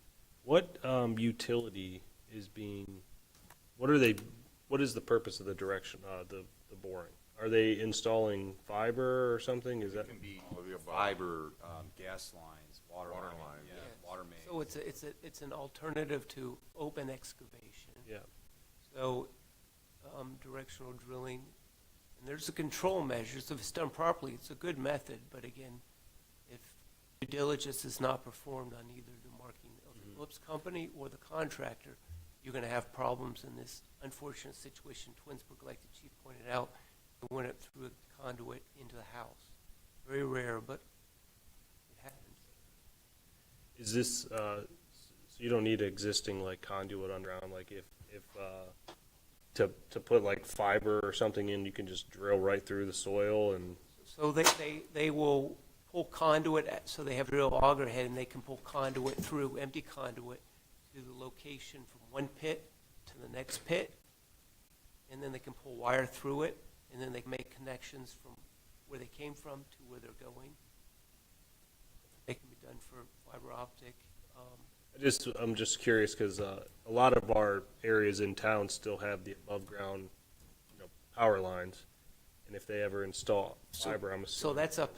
That's part of the permitting process. There's challenges with existing utilities in the ground and how you keep your clearances from those distances. They have to meet certain requirements, which obviously helps in separation and preventative some of the damages to other existing utilities. And it's less expensive overhead. That's the driven value. We use them for water all the time. Okay. So just to explain it, what we do is we go pothole, find the gas line. We dig both sides of the road up, get it ready. The guy comes, our driller comes in. He won't even do it unless you got the gas line exposed. He's got a device, so it shoots a rod like that through a 1-inch rod all the way through the road. I don't got to dig the road up. Then we hook the copper to it, then we pull it back. It saves all that extra work. But he's actually got a device that he traces it. He knows that it's 4 foot. He knows that gas line's right there at 3.5 feet, so he knows when it's getting close. He can actually turn that thing down and say, go down to 5 feet, go under it, and then come back up. Okay. So we have to expose the gas line when we're going through there. You know, we're not talking like 3/4 lines. We're talking the 4-inch or better going down every road, you know. We're cutting across those ones. Point is letting the contractor know this is something under scrutiny by the city. I mean, it will be some occurrences where they're going to do things not the correct method. You know, they're going to try to skirt by, but we're going to put this policy and make it very much an emphasis on the permitting requirements. That's some of the point what we're trying to do. Any other discussion? Is there anything that is going to need to be approved or anything in the future? Just okay. Perfect. All right. We'll move on to item 6, citizens' comments. Seeing none, we'll move on to item 7. The service committee meeting will immediately follow this. Motion to adjourn? Second. First and a second to adjourn. All in favor? Aye. Any opposed? Hearing none, we are adjourned.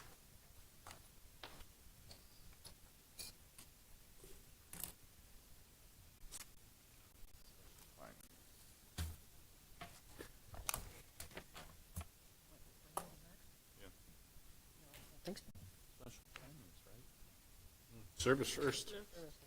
Oh, we didn't do survey. You skipped the whole meeting, Mike.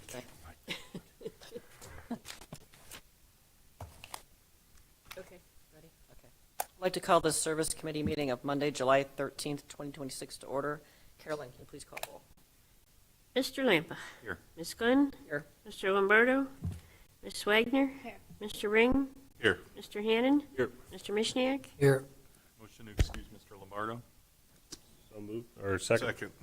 First and second to excuse Mr. Lombardo. All in favor? Aye. Any opposed? Hearing none, Mr. Lombardo is excused. Item 3. 3, disposition of minutes. Regular service committee meeting of June 8th, 2026. Motion to accept as written?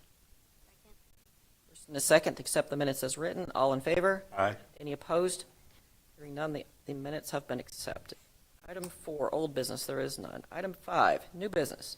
Item 8, T8035, amend Chapter 1155, off-street parking and loading requirements. Mr. Chaskowski. Thank you, members of council. I've been mentioning over the last couple meetings that we were working on various text amendments to increase efficiency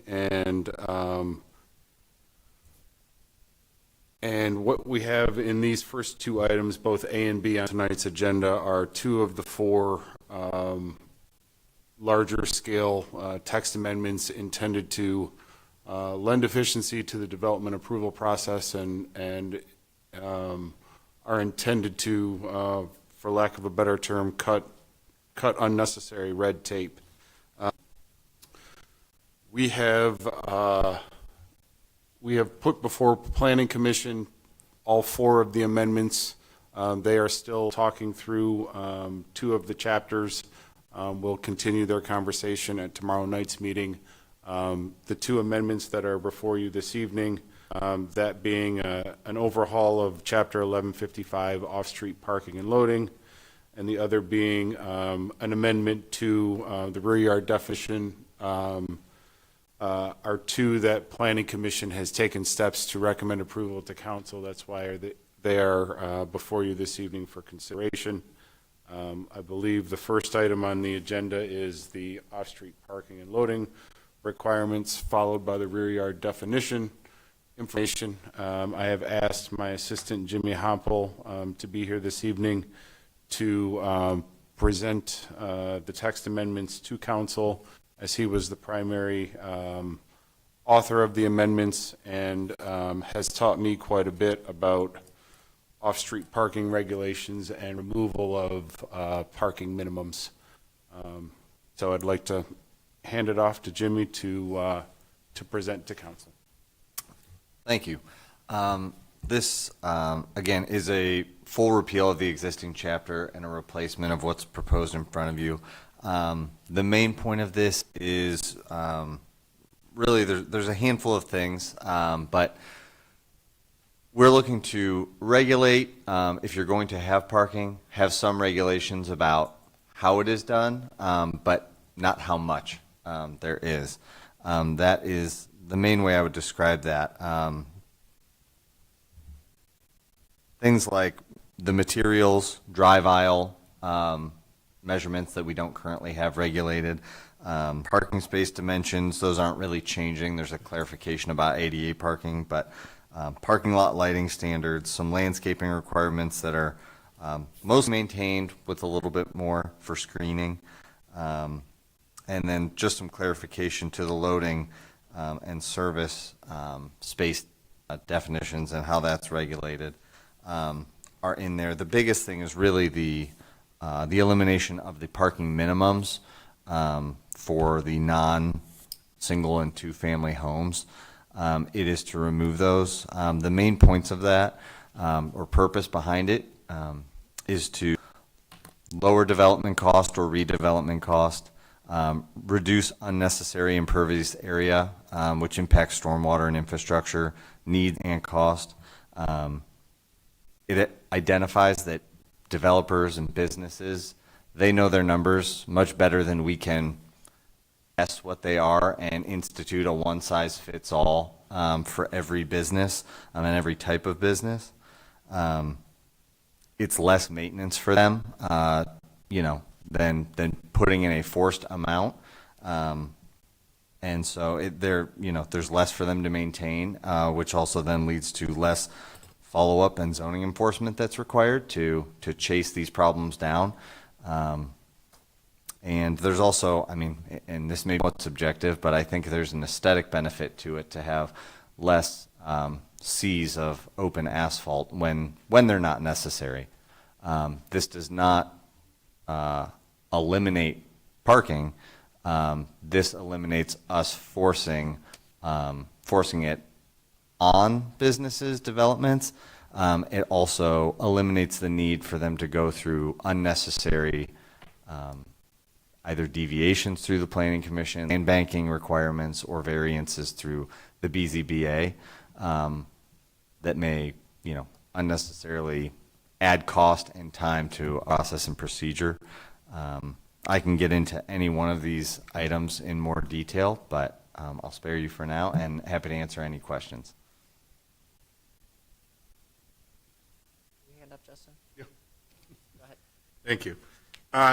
So I'm looking at the language under 115502, where the off-street parking minimums.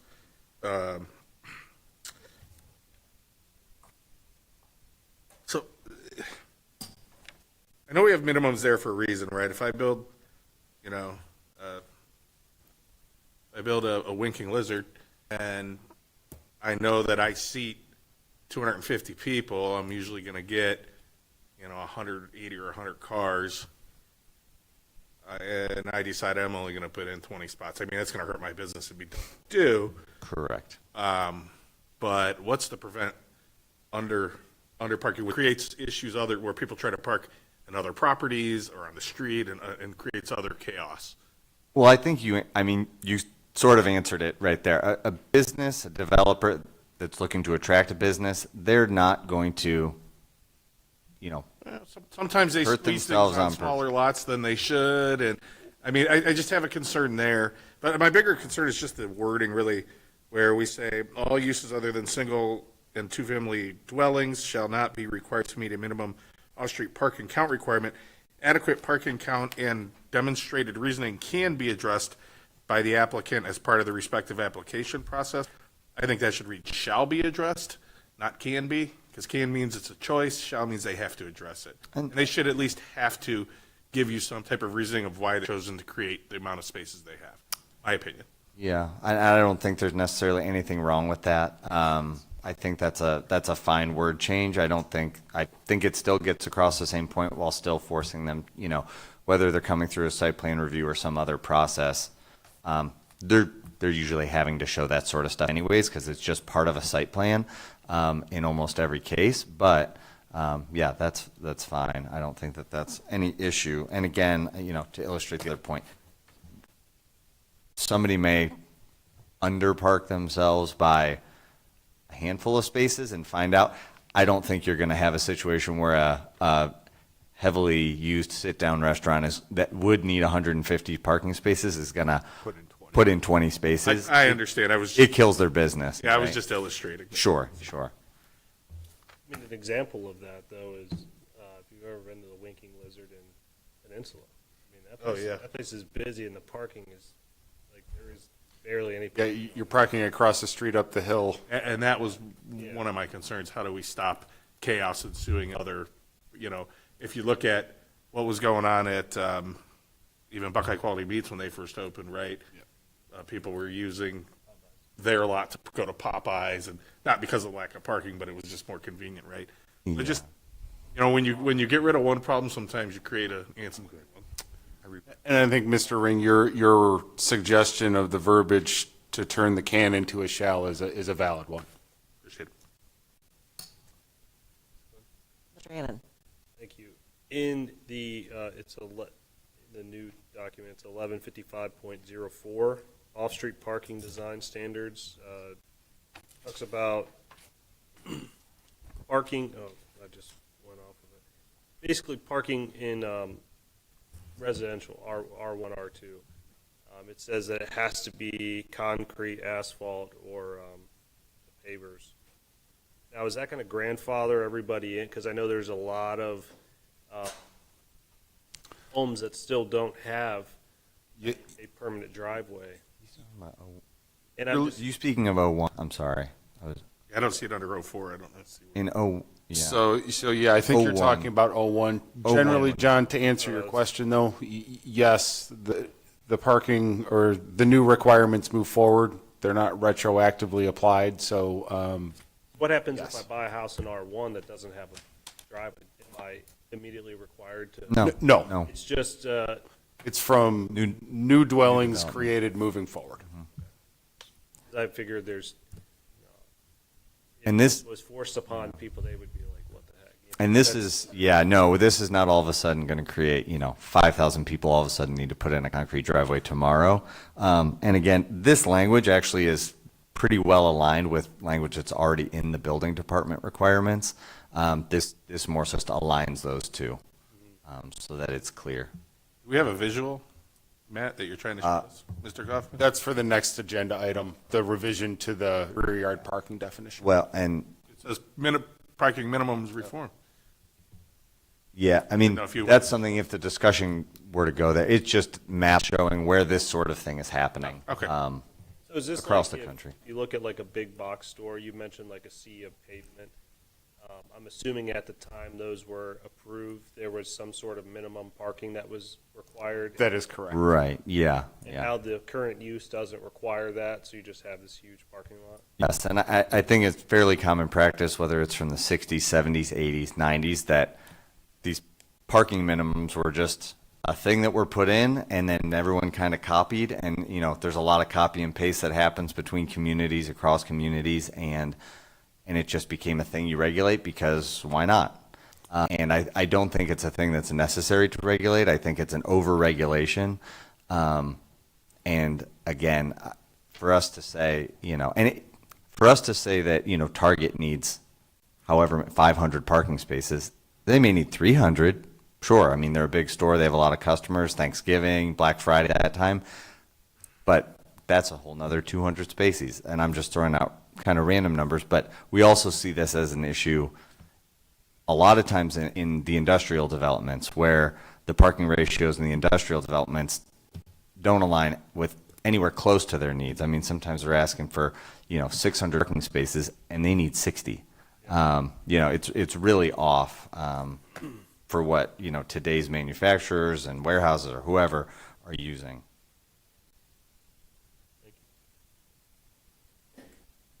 There's no further discussion. I'll make a motion to move this to tonight's full council. Second. Let's get to move this item to tonight's full council. All in favor? Aye. Any opposed? Hearing none, this item has been moved. Item B, T8036, amend section 1102.02A 129 rear yard definition. Mr. Chaskowski. Jimmy will go into details, but this we are proposing to basically provide me as the director flexibility to address situations where homes were cited in a manner that's in conflict with the current definition. Jimmy will go through an example, but it's lending the flexibility to staff in coordination with a property owner to essentially address a realism issue that we've come across a few times here from previously platted lots that were cited not in line with the current. Thank you. Yeah, so really, there's not much of a change to the actual definition. There's a minor change to a couple words in the current definition. There's an addition for a provision that upon mutual agreement in writing between the planning director and the property owner, that an alternative determination only in corner lots of what is determined to be the side yard or the rear yard could be agreed upon. Specific example up here is a case that did have to come through BZBA. Based on the definition of a corner lot, the front yard, rear yard are aligned based on the shorter side of the street. So the 107 feet versus the 115 feet on the other side. That 107 feet determines that the area in yellow is the front yard and the area in red is the rear yard. You can see based on how the house is oriented, where the driveway is, and just the layout and how it is sited on that property, that really the functional rear yard is to the west of the house. Based on the code definition and the house being sited improperly at the time it was constructed, the area to the south of the house on the left-hand side is what was considered the rear yard. The blue box you see is where they had proposed to put in an in-ground pool. Because part of it was in the rear yard and part of it was in the side yard, which is the pink area, they had to come through, pay a few $100s for application fees and notice to neighbors and all that to basically come to the conclusion and get the approval from the BZBA that what is in fact should be considered their rear yard is. What you see on the right, again, is not a change in the definition. The definition really wouldn't change. What would change is the extra provision that upon the mutual agreement between the property owner and the planning director that could be the alignment. That could be agreed upon for what could be determined the rear yard versus the side yard. The rear yard now still being in red, where the pool's located, not needing any, added time and cost for a resident for something that's a pretty common sense solution. Happy to answer any questions. Thank you, Ms. Glenn. Yeah, this is a wonderful change. I think I dealt with one or two of these when I was on BZBA. It never made sense to me, the way it was written, to have somebody's functional backyard be considered their side yard. So I just want to thank you for updating this. It's going to make lives of our residents a lot easier. And it's just, as you said, common sense. So I just wanted to make that comment. Thank you. Yeah, thank you. Anyone else? There's no further discussion. I'll make a motion to move this to tonight's full council. First and a second to move this item to tonight's full council. All in favor? Aye. Any opposed? Hearing none, this item has been moved. Item C, T8029, authorized construction agreement for villas at Boulder Creek Phase 1. Mr. Chaskowski. Thank you, Madam Chair.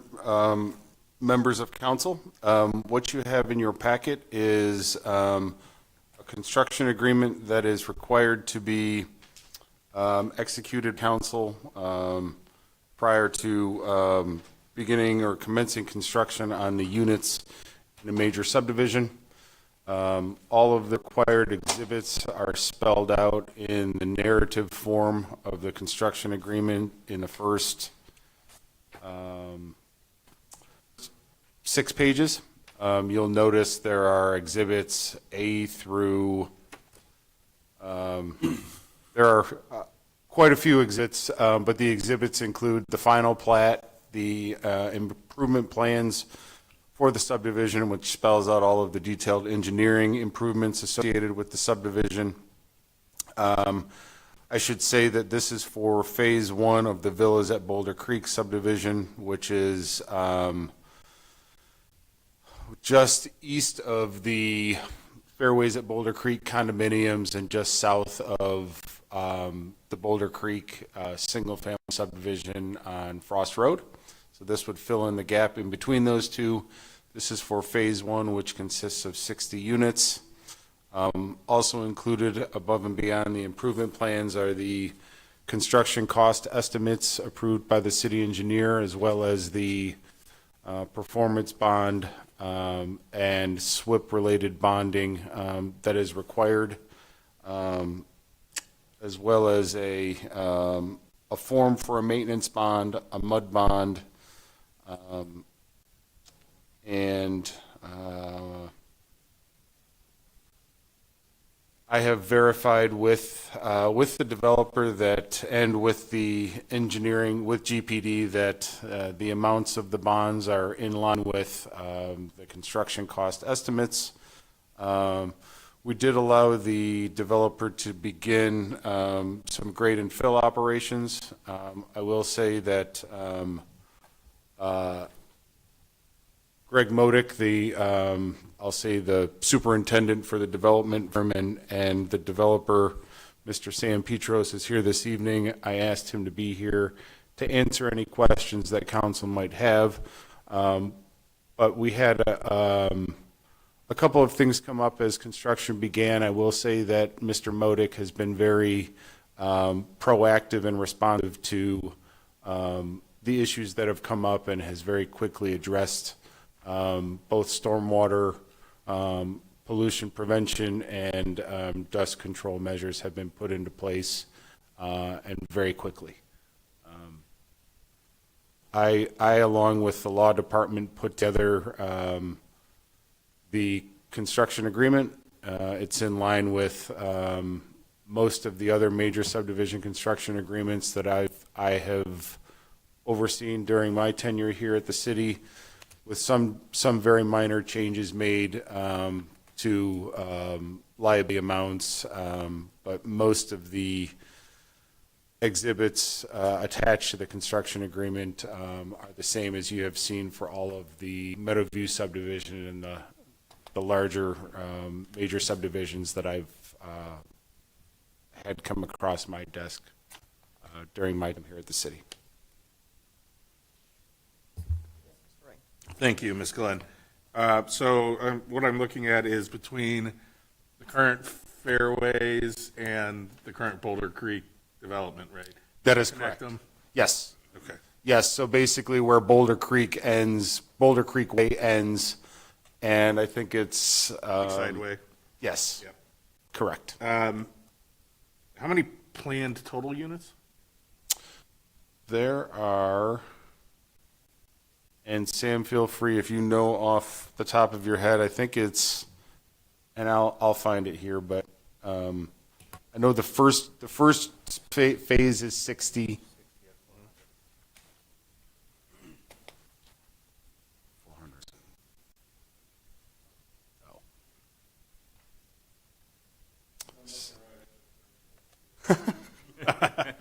It's 60 units in the first phase, and I believe, bear with me here for 1 second.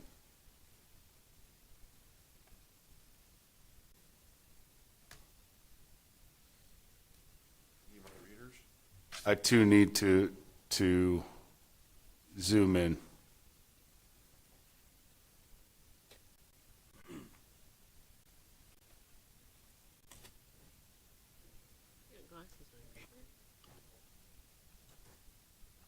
just add them up.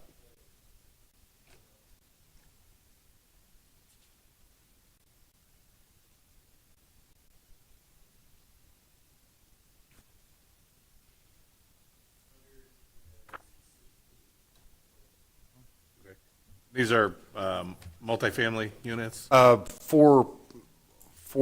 think there are four, I'll say cluster units, but four, they're fee simple lots, but it's four attached, kind of. Well, it's mixed, right? So a lot of them have three, right? Right. 3 or 4? 3 to 4, correct. Okay. Are these up and down townhouses essentially? I think and Sam, you can perhaps speak to this, but they are, yes, they're kind of Two-story townhouses? Correct. Okay. Correct. Garages? Yes. Okay. But they're still multi-story? Yeah, okay. I'm just trying to visualize. Yeah. I'm in the area. This is the first time I think I've seen this, or that I recall seeing this, I should say. So I'm just trying to get an idea. The builder.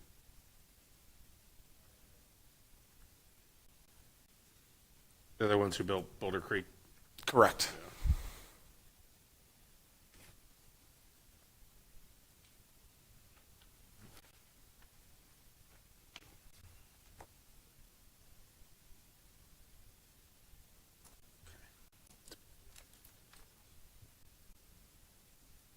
All right, I'm Anything else? not at this second. No, I'm sorry. Anyone else? Yeah, I'm just trying to read through it again. Yeah. Meadowview. They built Meadowview. Oh, I don't know who the developer was for Boulder, for the single-family dwellings in Boulder. Those are Ryan homes. Were they? Yeah. Okay. At least they look an awful lot like them. Yeah, right. Yeah, the condos were different. No, the condos I know weren't. I'm talking about the single family homes. Yeah, they do have the signature Ryan. Yeah. Yep. I should mention included in this is a street tree plan as well as signage and street lighting. These follow all of our Correct. All of our requirements for subdivisions, right? Yes, it had to go through preliminary plan and final plat approval at the planning commission level in advance of the construction agreement being put before council this evening. Has there been any deviation anywhere?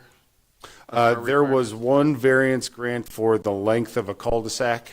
Our code requires or permits a maximum cul-de-sac length of 600 feet. You'll notice Boulder Creek Way at its current terminus to the one cul-de-sac just east of Creekside Way. I think it was 731 feet, something along those lines. They were required to secure a variance from the BZA prior to going to the Planning Commission for preliminary plan and final plat approval.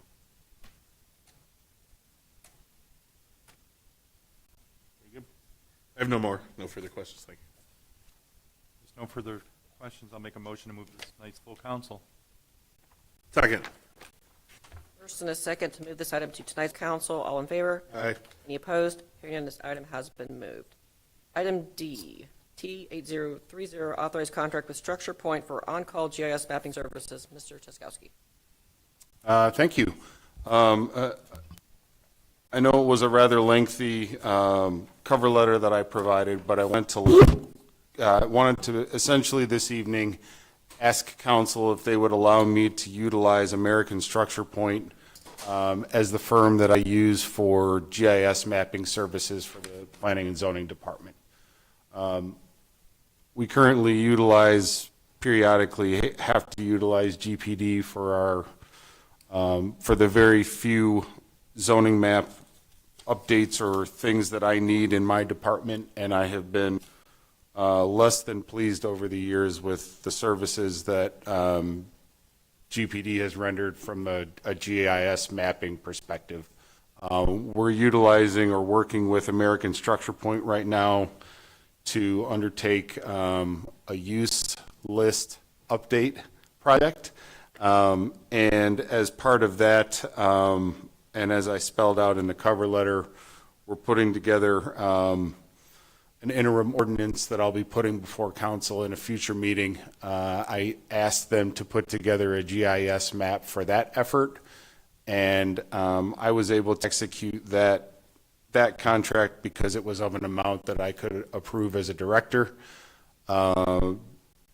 This is essentially asking that we be able to sign a contract with American Structure Point to utilize them for GIS mapping services moving forward. I was not able to, director sign a contract, so I'm here seeking council's approval to execute said contract. Things would be done on an as-needed, following written approval perspective moving forward. Be happy to answer any questions. Mr. Ring. Thank you. I see the rates that they're charging here. How do those differ from GPD? Is it substantially cheaper or expensive, around the same? I believe they are around the same.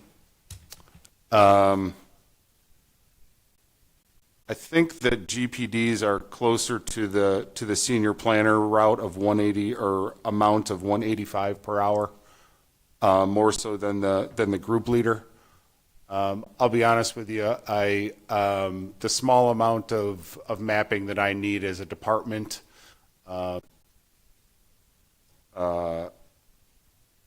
it's not a substantial amount of money that I will be needing or asking or seeking from the city for GIS mapping for the planning and zoning department.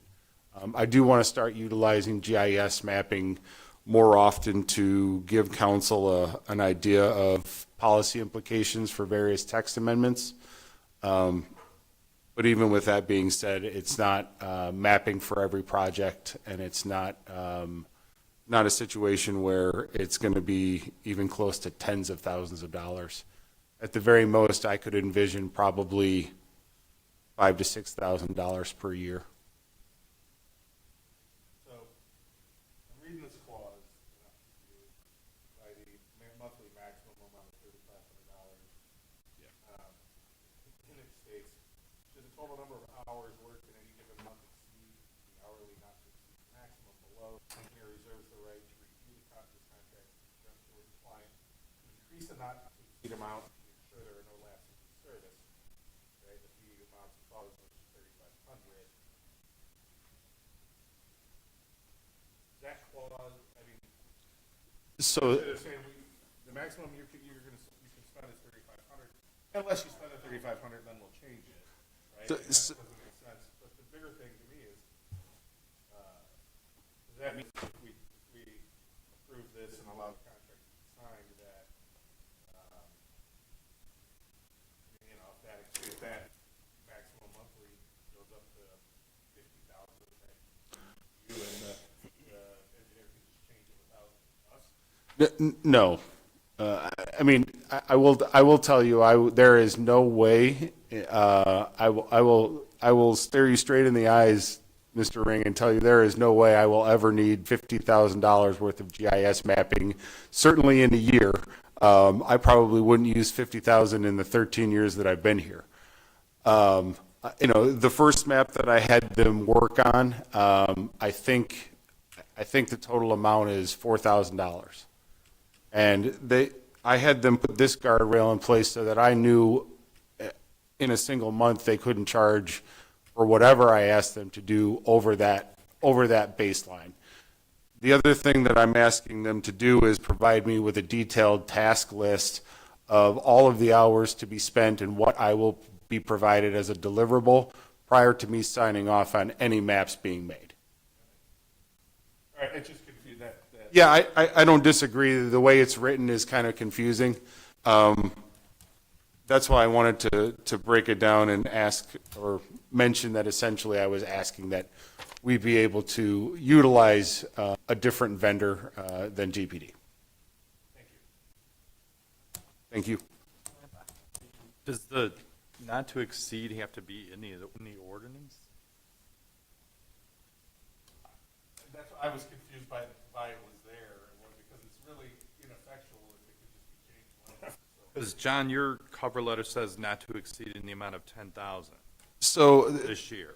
this was the other thing so I initially put in my cover letter, asking council to allow me to do a blanket PO for GIS mapping services. In talking with the law director and the finance director, it's my understanding that I don't need council's approval via an ordinance to open a blanket PO as long as I have money set aside in the budget for contractual services, which I do. This is essentially, as I said, allowing us to utilize American Structure Point for GIS mapping and look in a different direction other than GPD. Let me ask this question. Does the not to exceed protects us more than anything, right? Because they'll come back and say, hey, we're reaching the limit. What do you want to do? As opposed to them just billing us whatever they want. That's exactly right. And as a former consultant, I am very sensitive to a not to exceed contract and will not allow them. I know that's a guardrail that's automatically in place.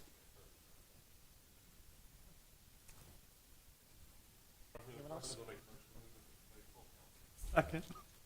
First and a second to move this item to tonight's full council. All in favor? Aye. Any opposed? Hearing none, this item has been moved. Thank you. Item E, T 8031, approve 2026 first quarter code updates. Ms. Kramer. This is our usually quarterly update. I think we only had sign code and one other section that was changed.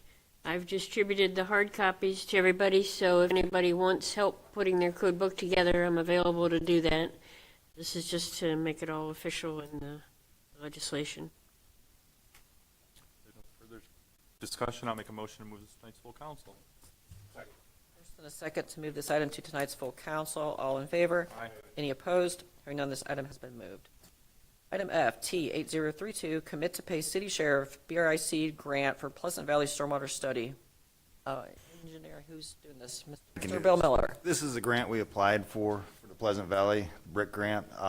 What this is saying that we're committed, if we do get approved, to pay the $29,000. We did not receive the grant yet, but they just want to confirm that we are serious about it. Basically, we're paying 25% of it, so. This is the committal that if it goes, we owe them $29,000 to do the study. When will we know if we receive the grant? Any idea? Timeline? Probably within a couple months. Okay. If there's no further discussion, I'll make a motion to move this to tonight's full council. Second. First and a second, this item to tonight's full council. All in favor? Aye. Any opposed? Hearing none, this item has been moved. Item G, T 8033, purchase and outfit F-350 truck for water department. Mr. Bill Miller. This was budgeted for. It's to replace truck 815. It's a work body truck for the water department. We did get the two. We got the state pricing from Cronin Ford, but Liberty and Fallsway Equipment actually came in lower than state pricing, so that's what we want to go with, closer locally. We're replacing two vehicles, is that right? No, we're replacing 815. 815, and it says cruiser, not 27. I scratched that on there. Wow. 'Cause I switched that to the next ordinance to keep them Okay. separate to get rid of two truck vehicles at the auction. Okay. Sorry about that. Any discussion?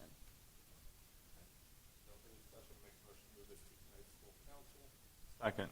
Second to move this item to tonight's full council. All in favor? Aye. Any opposed? Hearing none, this item has been moved. Item H, T 8034, dispose of unneeded vehicles via auction. Mr. Bill Miller. The F-350 is the one we just approved. That one's going to go to Edinburgh auction. The 2018 Explorer was actually our utility truck we were using when we bought the bucket truck. The bucket truck now is a utility truck with it, so we don't need that vehicle. There's no reason to insure it or have it anymore. No further discussion. I'll make a motion to move this to tonight's full council. And a second to move this item to tonight's full council. All in favor? Aye. Any opposed? Item has been moved. Thank you. Item 6, citizens' comments. Don't see any. Item 7, announcements. Special Finance Committee meeting will immediately follow this meeting. Motion to adjourn. Second. First and a second to adjourn. All in favor? Aye. Any opposed? Hearing none, we are adjourned.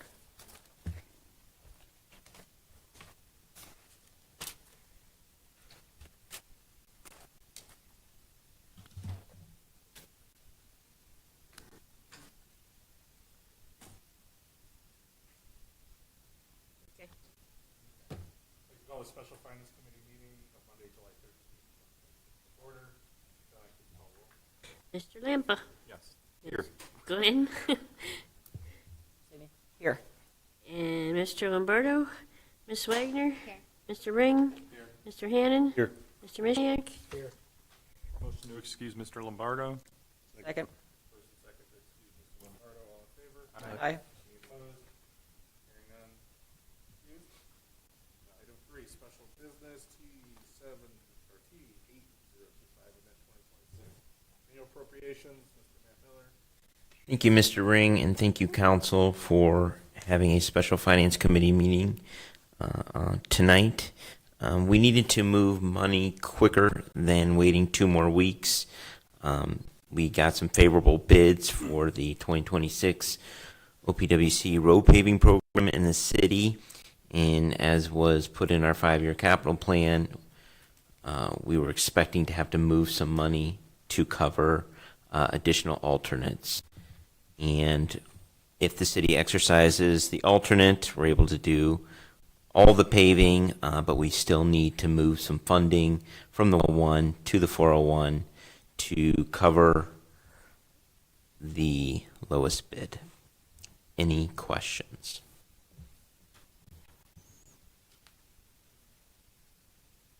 So we're moving 374,659 out of the 101.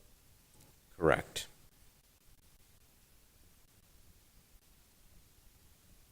And if we didn't do the alternates, we'd only be moving 179. That is correct. How many roads in Quails Chase?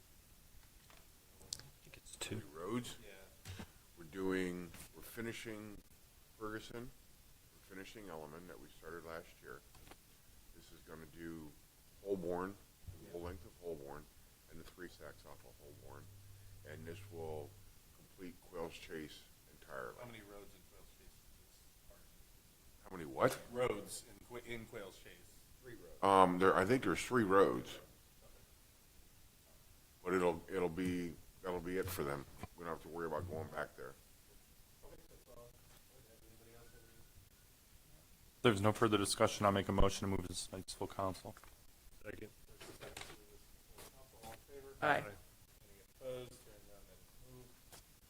Item 4, announcements, regular council meeting will be held this meeting. Motion to adjourn. Second. First and second to adjourn, all in favor? Any opposed? Hearing none, we are adjourned.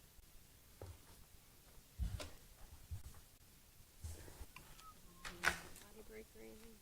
Through this? I do. Okay. We can recess for a minute between meetings here. Motion. We're between meetings, we can just do it. We've been here a long time.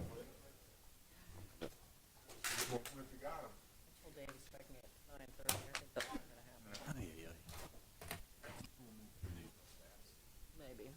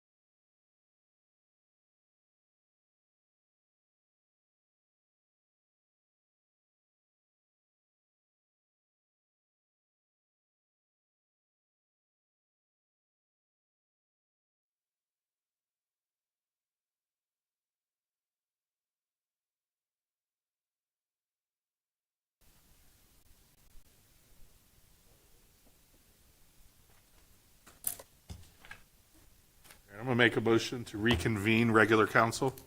Second. A first and a second to reconvene. All in favor? Aye. Any opposed? Is why? Oh, it's the mayor. Oh, okay.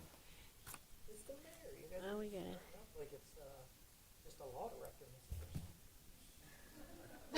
He might be happy if we got started, then he'd have less to say. Majority, we passed. Man works hard, give him a break, he's gonna be my neighbor, I don't want him mad. Passed anyway, so we're back in. I have an ulterior motive. You want me to just leave this, Caroline, you want me to just leave this over here? Four. Yeah, that's terrific. Citizens' comments. Anybody got anything to say? That's the last one, so. Okay. 5, reports. Oh, 1, 2, 3, 4. Okay. Sorry. I thought I wasn't counting myself. No. So we did. Start rumors. Yeah, we're back. Okay, Oh, you number 5.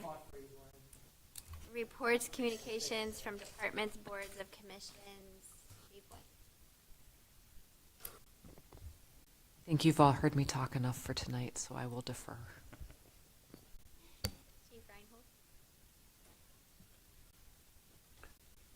Thank you.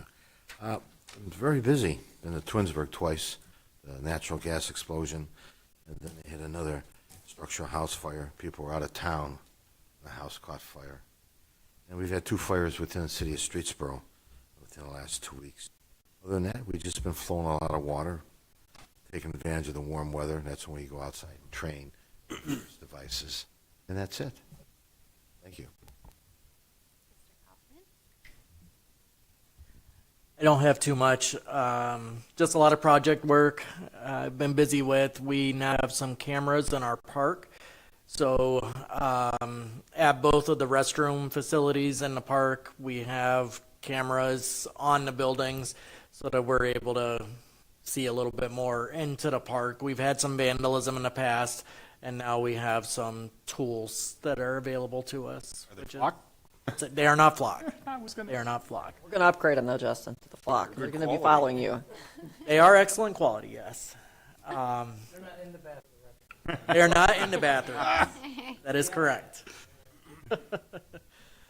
I'm also adding more cameras at the intersections. Same ones as we had before. They're just solely used for law enforcement, really, to be able to solve things if anything happens at those intersections. But they'll be at the majority of the rest of the intersections by the end of the summer. So, but that's about it.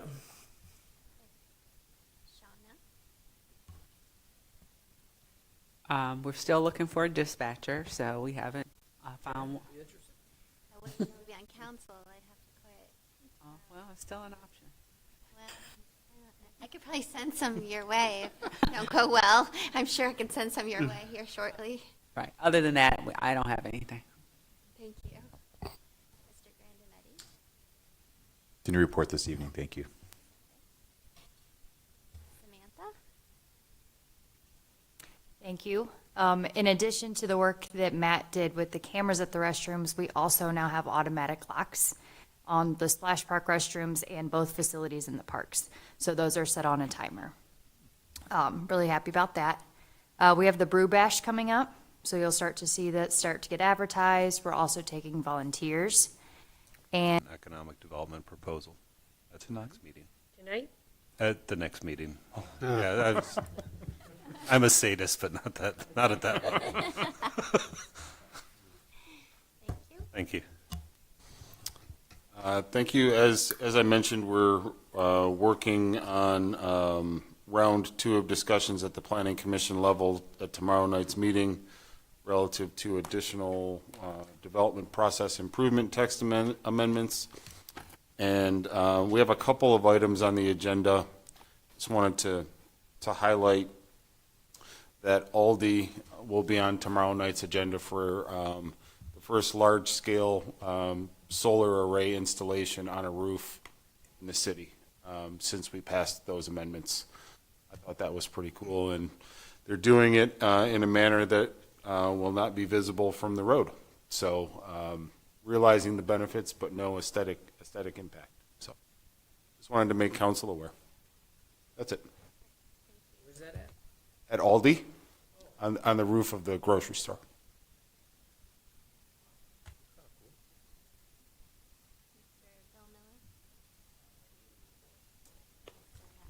I'm just working through the audit, hoping to be done here pretty soon, and we're already gearing up for 2027 budget, working on that internally. That's it. Item 6, introduction of legislation containing statement of emergency. I will make a motion to suspend the rules for T8025, 8026, 8028, 8029, 8030, 8031, 8032, 8033, and 8034. Second. I have a first and a second. Caroline, can you please call roll? Mr. Lampa? Yes. Mr. Ring? Yes. Ms. Glenn? Yes. Mr. Mishniak? Mr. Hannan? Yes. Ms. Wagner? Yes.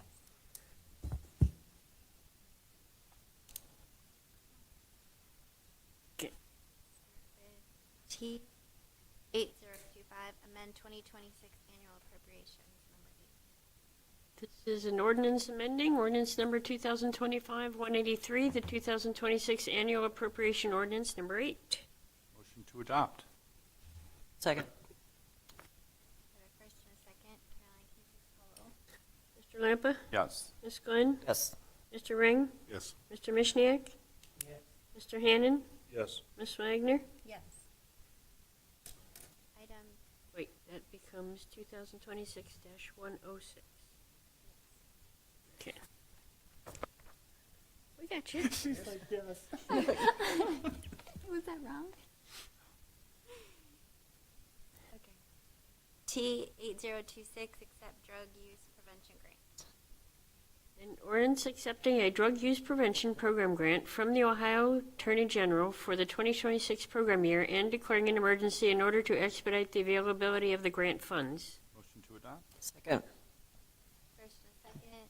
Caroline, can you please call roll? Mr. Lampa? Yes. Ms. Glenn? Yes. Mr. Mishniak? Mr. Hannan? Yes. Mr. Ring? Yes. Ms. Wagner? Yes.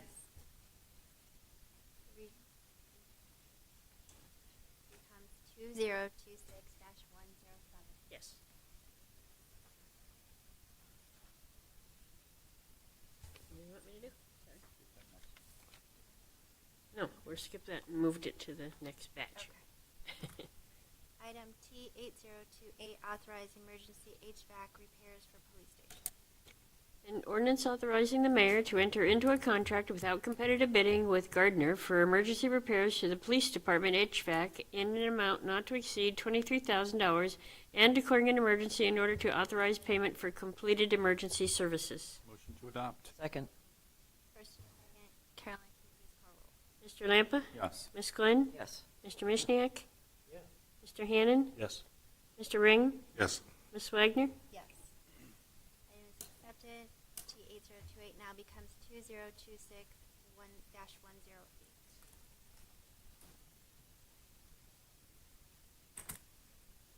T 8029, authorize construction agreement for villas at Boulder Creek Phase 1. An ordinance authorizing the mayor to enter into a construction agreement between the city and Boulder Creek Development Group, LLC, for the development of the villas at Boulder Creek Phase 1 subdivision, as approved by the Planning Commission, and declaring an emergency in order to implement the agreement as soon as possible. Motion to adopt. Second. First and a second. Caroline, can you please call roll? Mr. Lampa? Yes. Ms. Glenn? Mr. Hannan? Yes. Mr. Ring? Yes. Mr. Mishniak? Ms. Wagner? Yes. Passed. Item T 8029 now becomes 2026-109.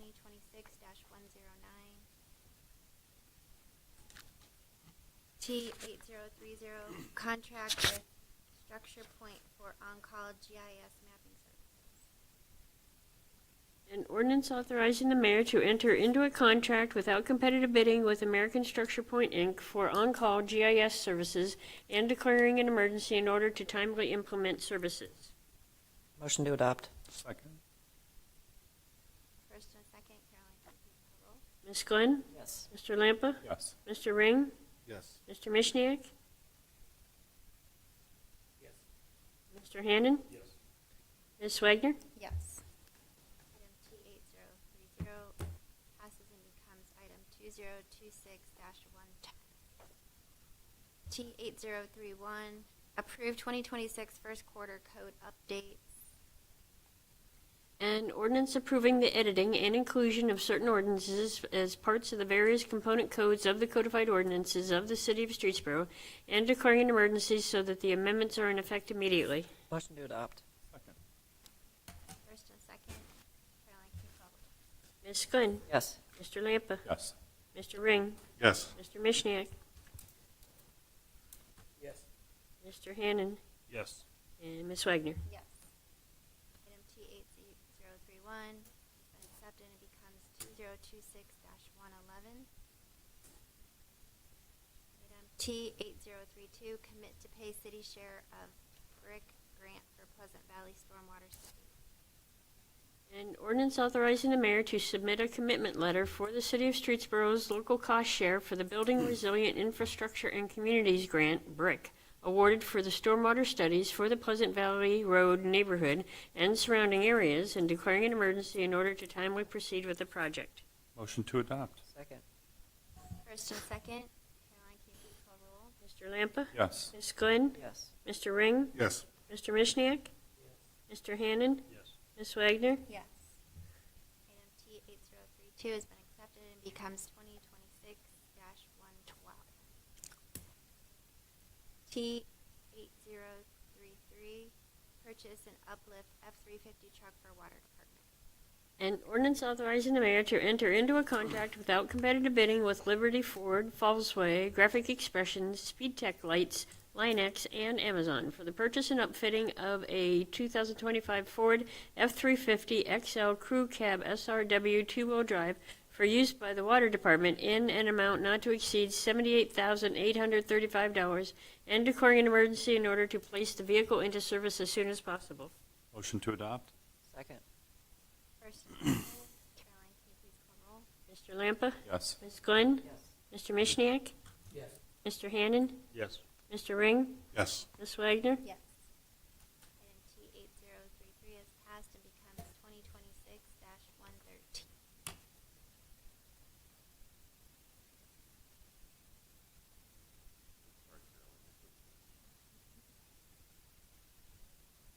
T8034, dispose of unneeded vehicles via auction. An ordinance authorizing the mayor to dispose of no longer needed vehicles and equipment via public auction with Edinburgh Auction Sales, Inc., and declaring an emergency in order to expedite the disposal. Motion to adopt. Second. First and second. Caroline, can you please call roll? Mr. Lampa? Yes. Ms. Glenn? Yes. Mr. Mishniak? Yes. Mr. Hannon? Yes. Mr. Ring? Yes. Ms. Wagner? Yes. T8034 has been accepted and becomes 2026-114. Item 7, first reading. Yep. T8027, purchase block camera. This is an ordinance authorizing the mayor to enter into a contract without competitive bidding with the Flock Group, Inc. for the purchase of Flock cameras.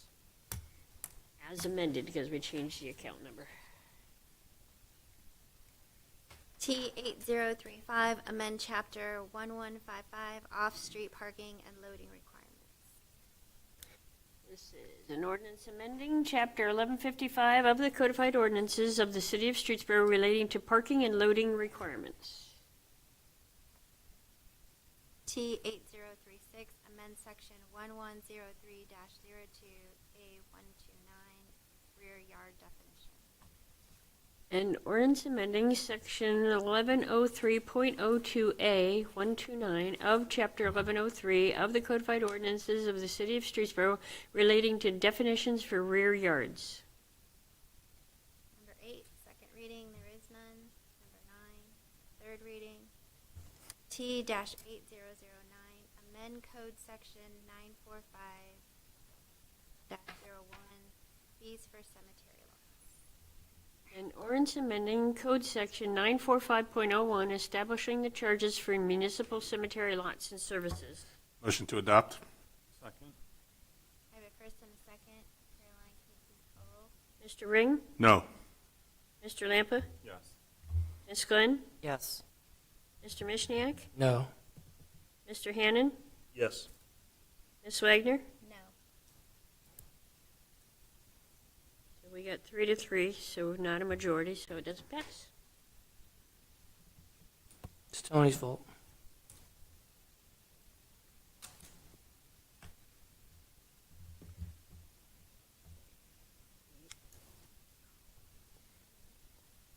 We go on to the next one now. T 8010, amend code section 1151.22, reference swimming pools and hot tubs. An ordinance amending section 1151.22 of chapter 1151 and repealing sections 1103.02A, 118, and 119 of chapter 1103 of the codified ordinances of the city of Streetsboro relating to swimming pools. Motion to adopt? Second? First and a second. Caroline, can you please call roll? Mr. Lampa? Yes. Mr. Ring? Yes. Ms. Glenn? Yes. Mr. Mishniak? Yes. Mr. Hannan? Yes. Ms. Wagner? Yes. 115. Item passes. T 8010 now becomes 2026-115.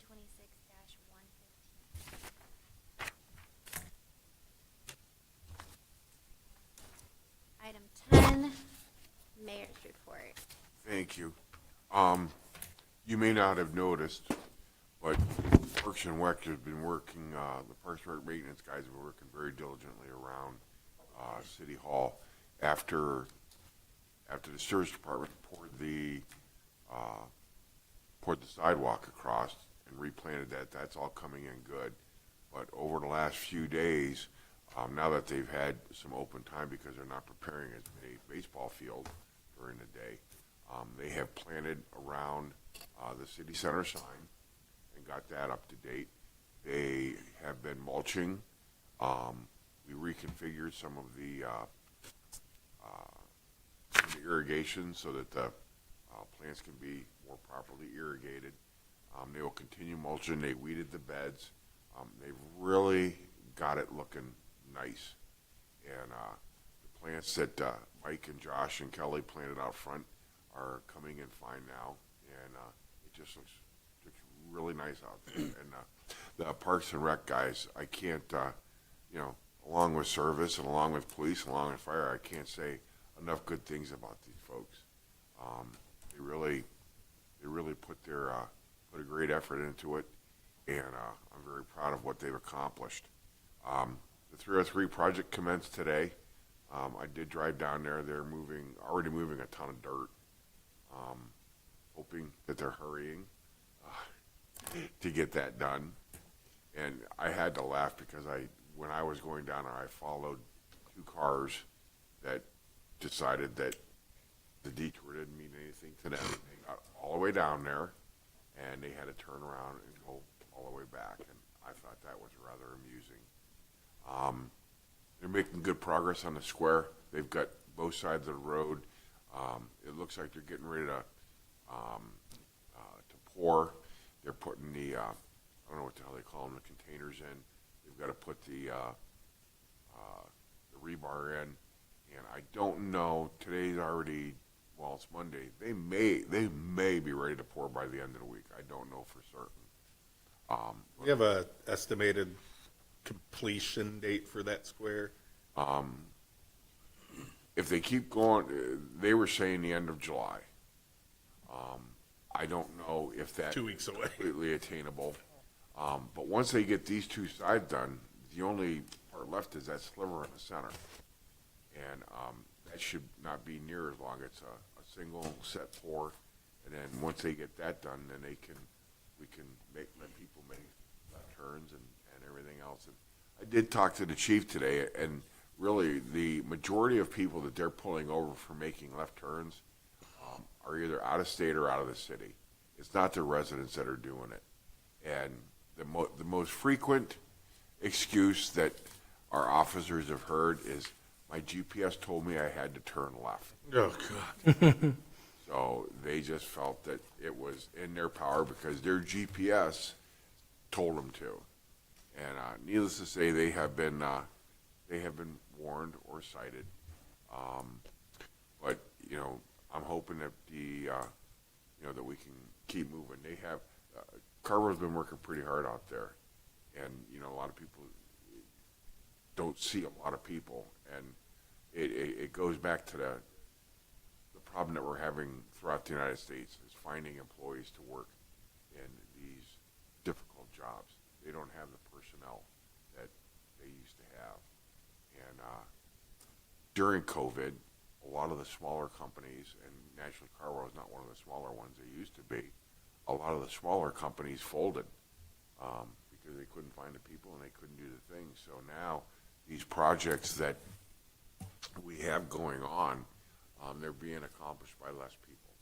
And I think that's what the biggest issue is. But, you know, once we get past the square, they're waiting on a delivery of the poles for the new intersection at Ranch and 303. There's a lead time involved in that. That shouldn't hold us up. And I know that relatively quickly after the square is complete, they will start the resurfacing. And once they get that started, that's not going to be a big deal. And I will say, all the roads that you guys approved tonight, they will not close a road. They will not cause a road closure, nor will they cause a detour. So we're good with that. When you say repaving, are they going to repave all the way down the turnpike? Yeah, absolutely. They'll go all the way from Portage Point down to the Turnpike and all the way from Market Square Drive down to Twin Lakes. So that whole intersection and the roads feeding it will all be brand new. And I think that's it. President of Council's comments. I do not have any this evening. Thank you. Council members' comments. Just wanted to comment on the flock system. I'm glad we kind of slowed it down. I think what Paul said summed up what I was thinking. I'm all 100% for him, but I sure don't want to rush it through when there's a lot of distrust in the public. Probably won't change my vote, but I totally will listen. And you know, maybe like he said, there's stuff people will say that we weren't thinking of that we can draft something to head off those concerns that they're passed. That's all I have. Good, thank you. Have a good night. A whole month, huh, John? Yeah, I made it a month, yep. His brain's fried already. He's not even coming. Got this new tan line underneath my New phone job. over here, yeah. Brand new job. Yep. You didn't even mention the job. I didn't, but And John started his new job today, too. I'm the athletic director at Holy Name High School as of today, so I appreciate the. Congrats. Thank you. That's all I have, though. Thanks. Thank you. I just have a question for Mr. Bill Miller. I noticed you guys have been out patching and crack sealing all over the place. Love it, by the way. They did my street. I know the police got some calls about potholes that just showed up, which is funny to me. But I got a text from a resident the other day just asking if Seasons Road was on the list to be crack sealed. He lives on the part that's pretty much closed. And he brought up a good point. He said, you know, there's really no traffic there, so it would be a great time to get some crack seal down or something. He's just saying that they're getting worse. He's like, why not do it when there's no traffic? So I was just wondering if Seasons was on the list. We're trying to do some mill and fill repairs on it when I get the paver. I'm just running on a few issues trying to get a milling machine, but I think I'm working through that now. Okay. So we want to do mill and fill work on Diagonal and Seasons while they're closed. Oh, okay, great. It is in the plans. I was hoping to start a little sooner. So, but you'll get to it. Yeah. Very good. Thank you. That's all I have. Marianne? Nothing tonight. And Mr. Lampa?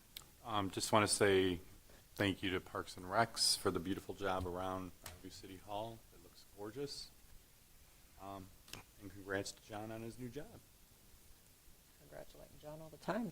Get married, getting a job. What's next, John? Mayor? Oh. Maybe. Not until it's time. Hopefully a kid. We'll see. What Oh, All right. That'll be next meeting. Why you See how the time went. don't rush it. Don't rush it. I do not.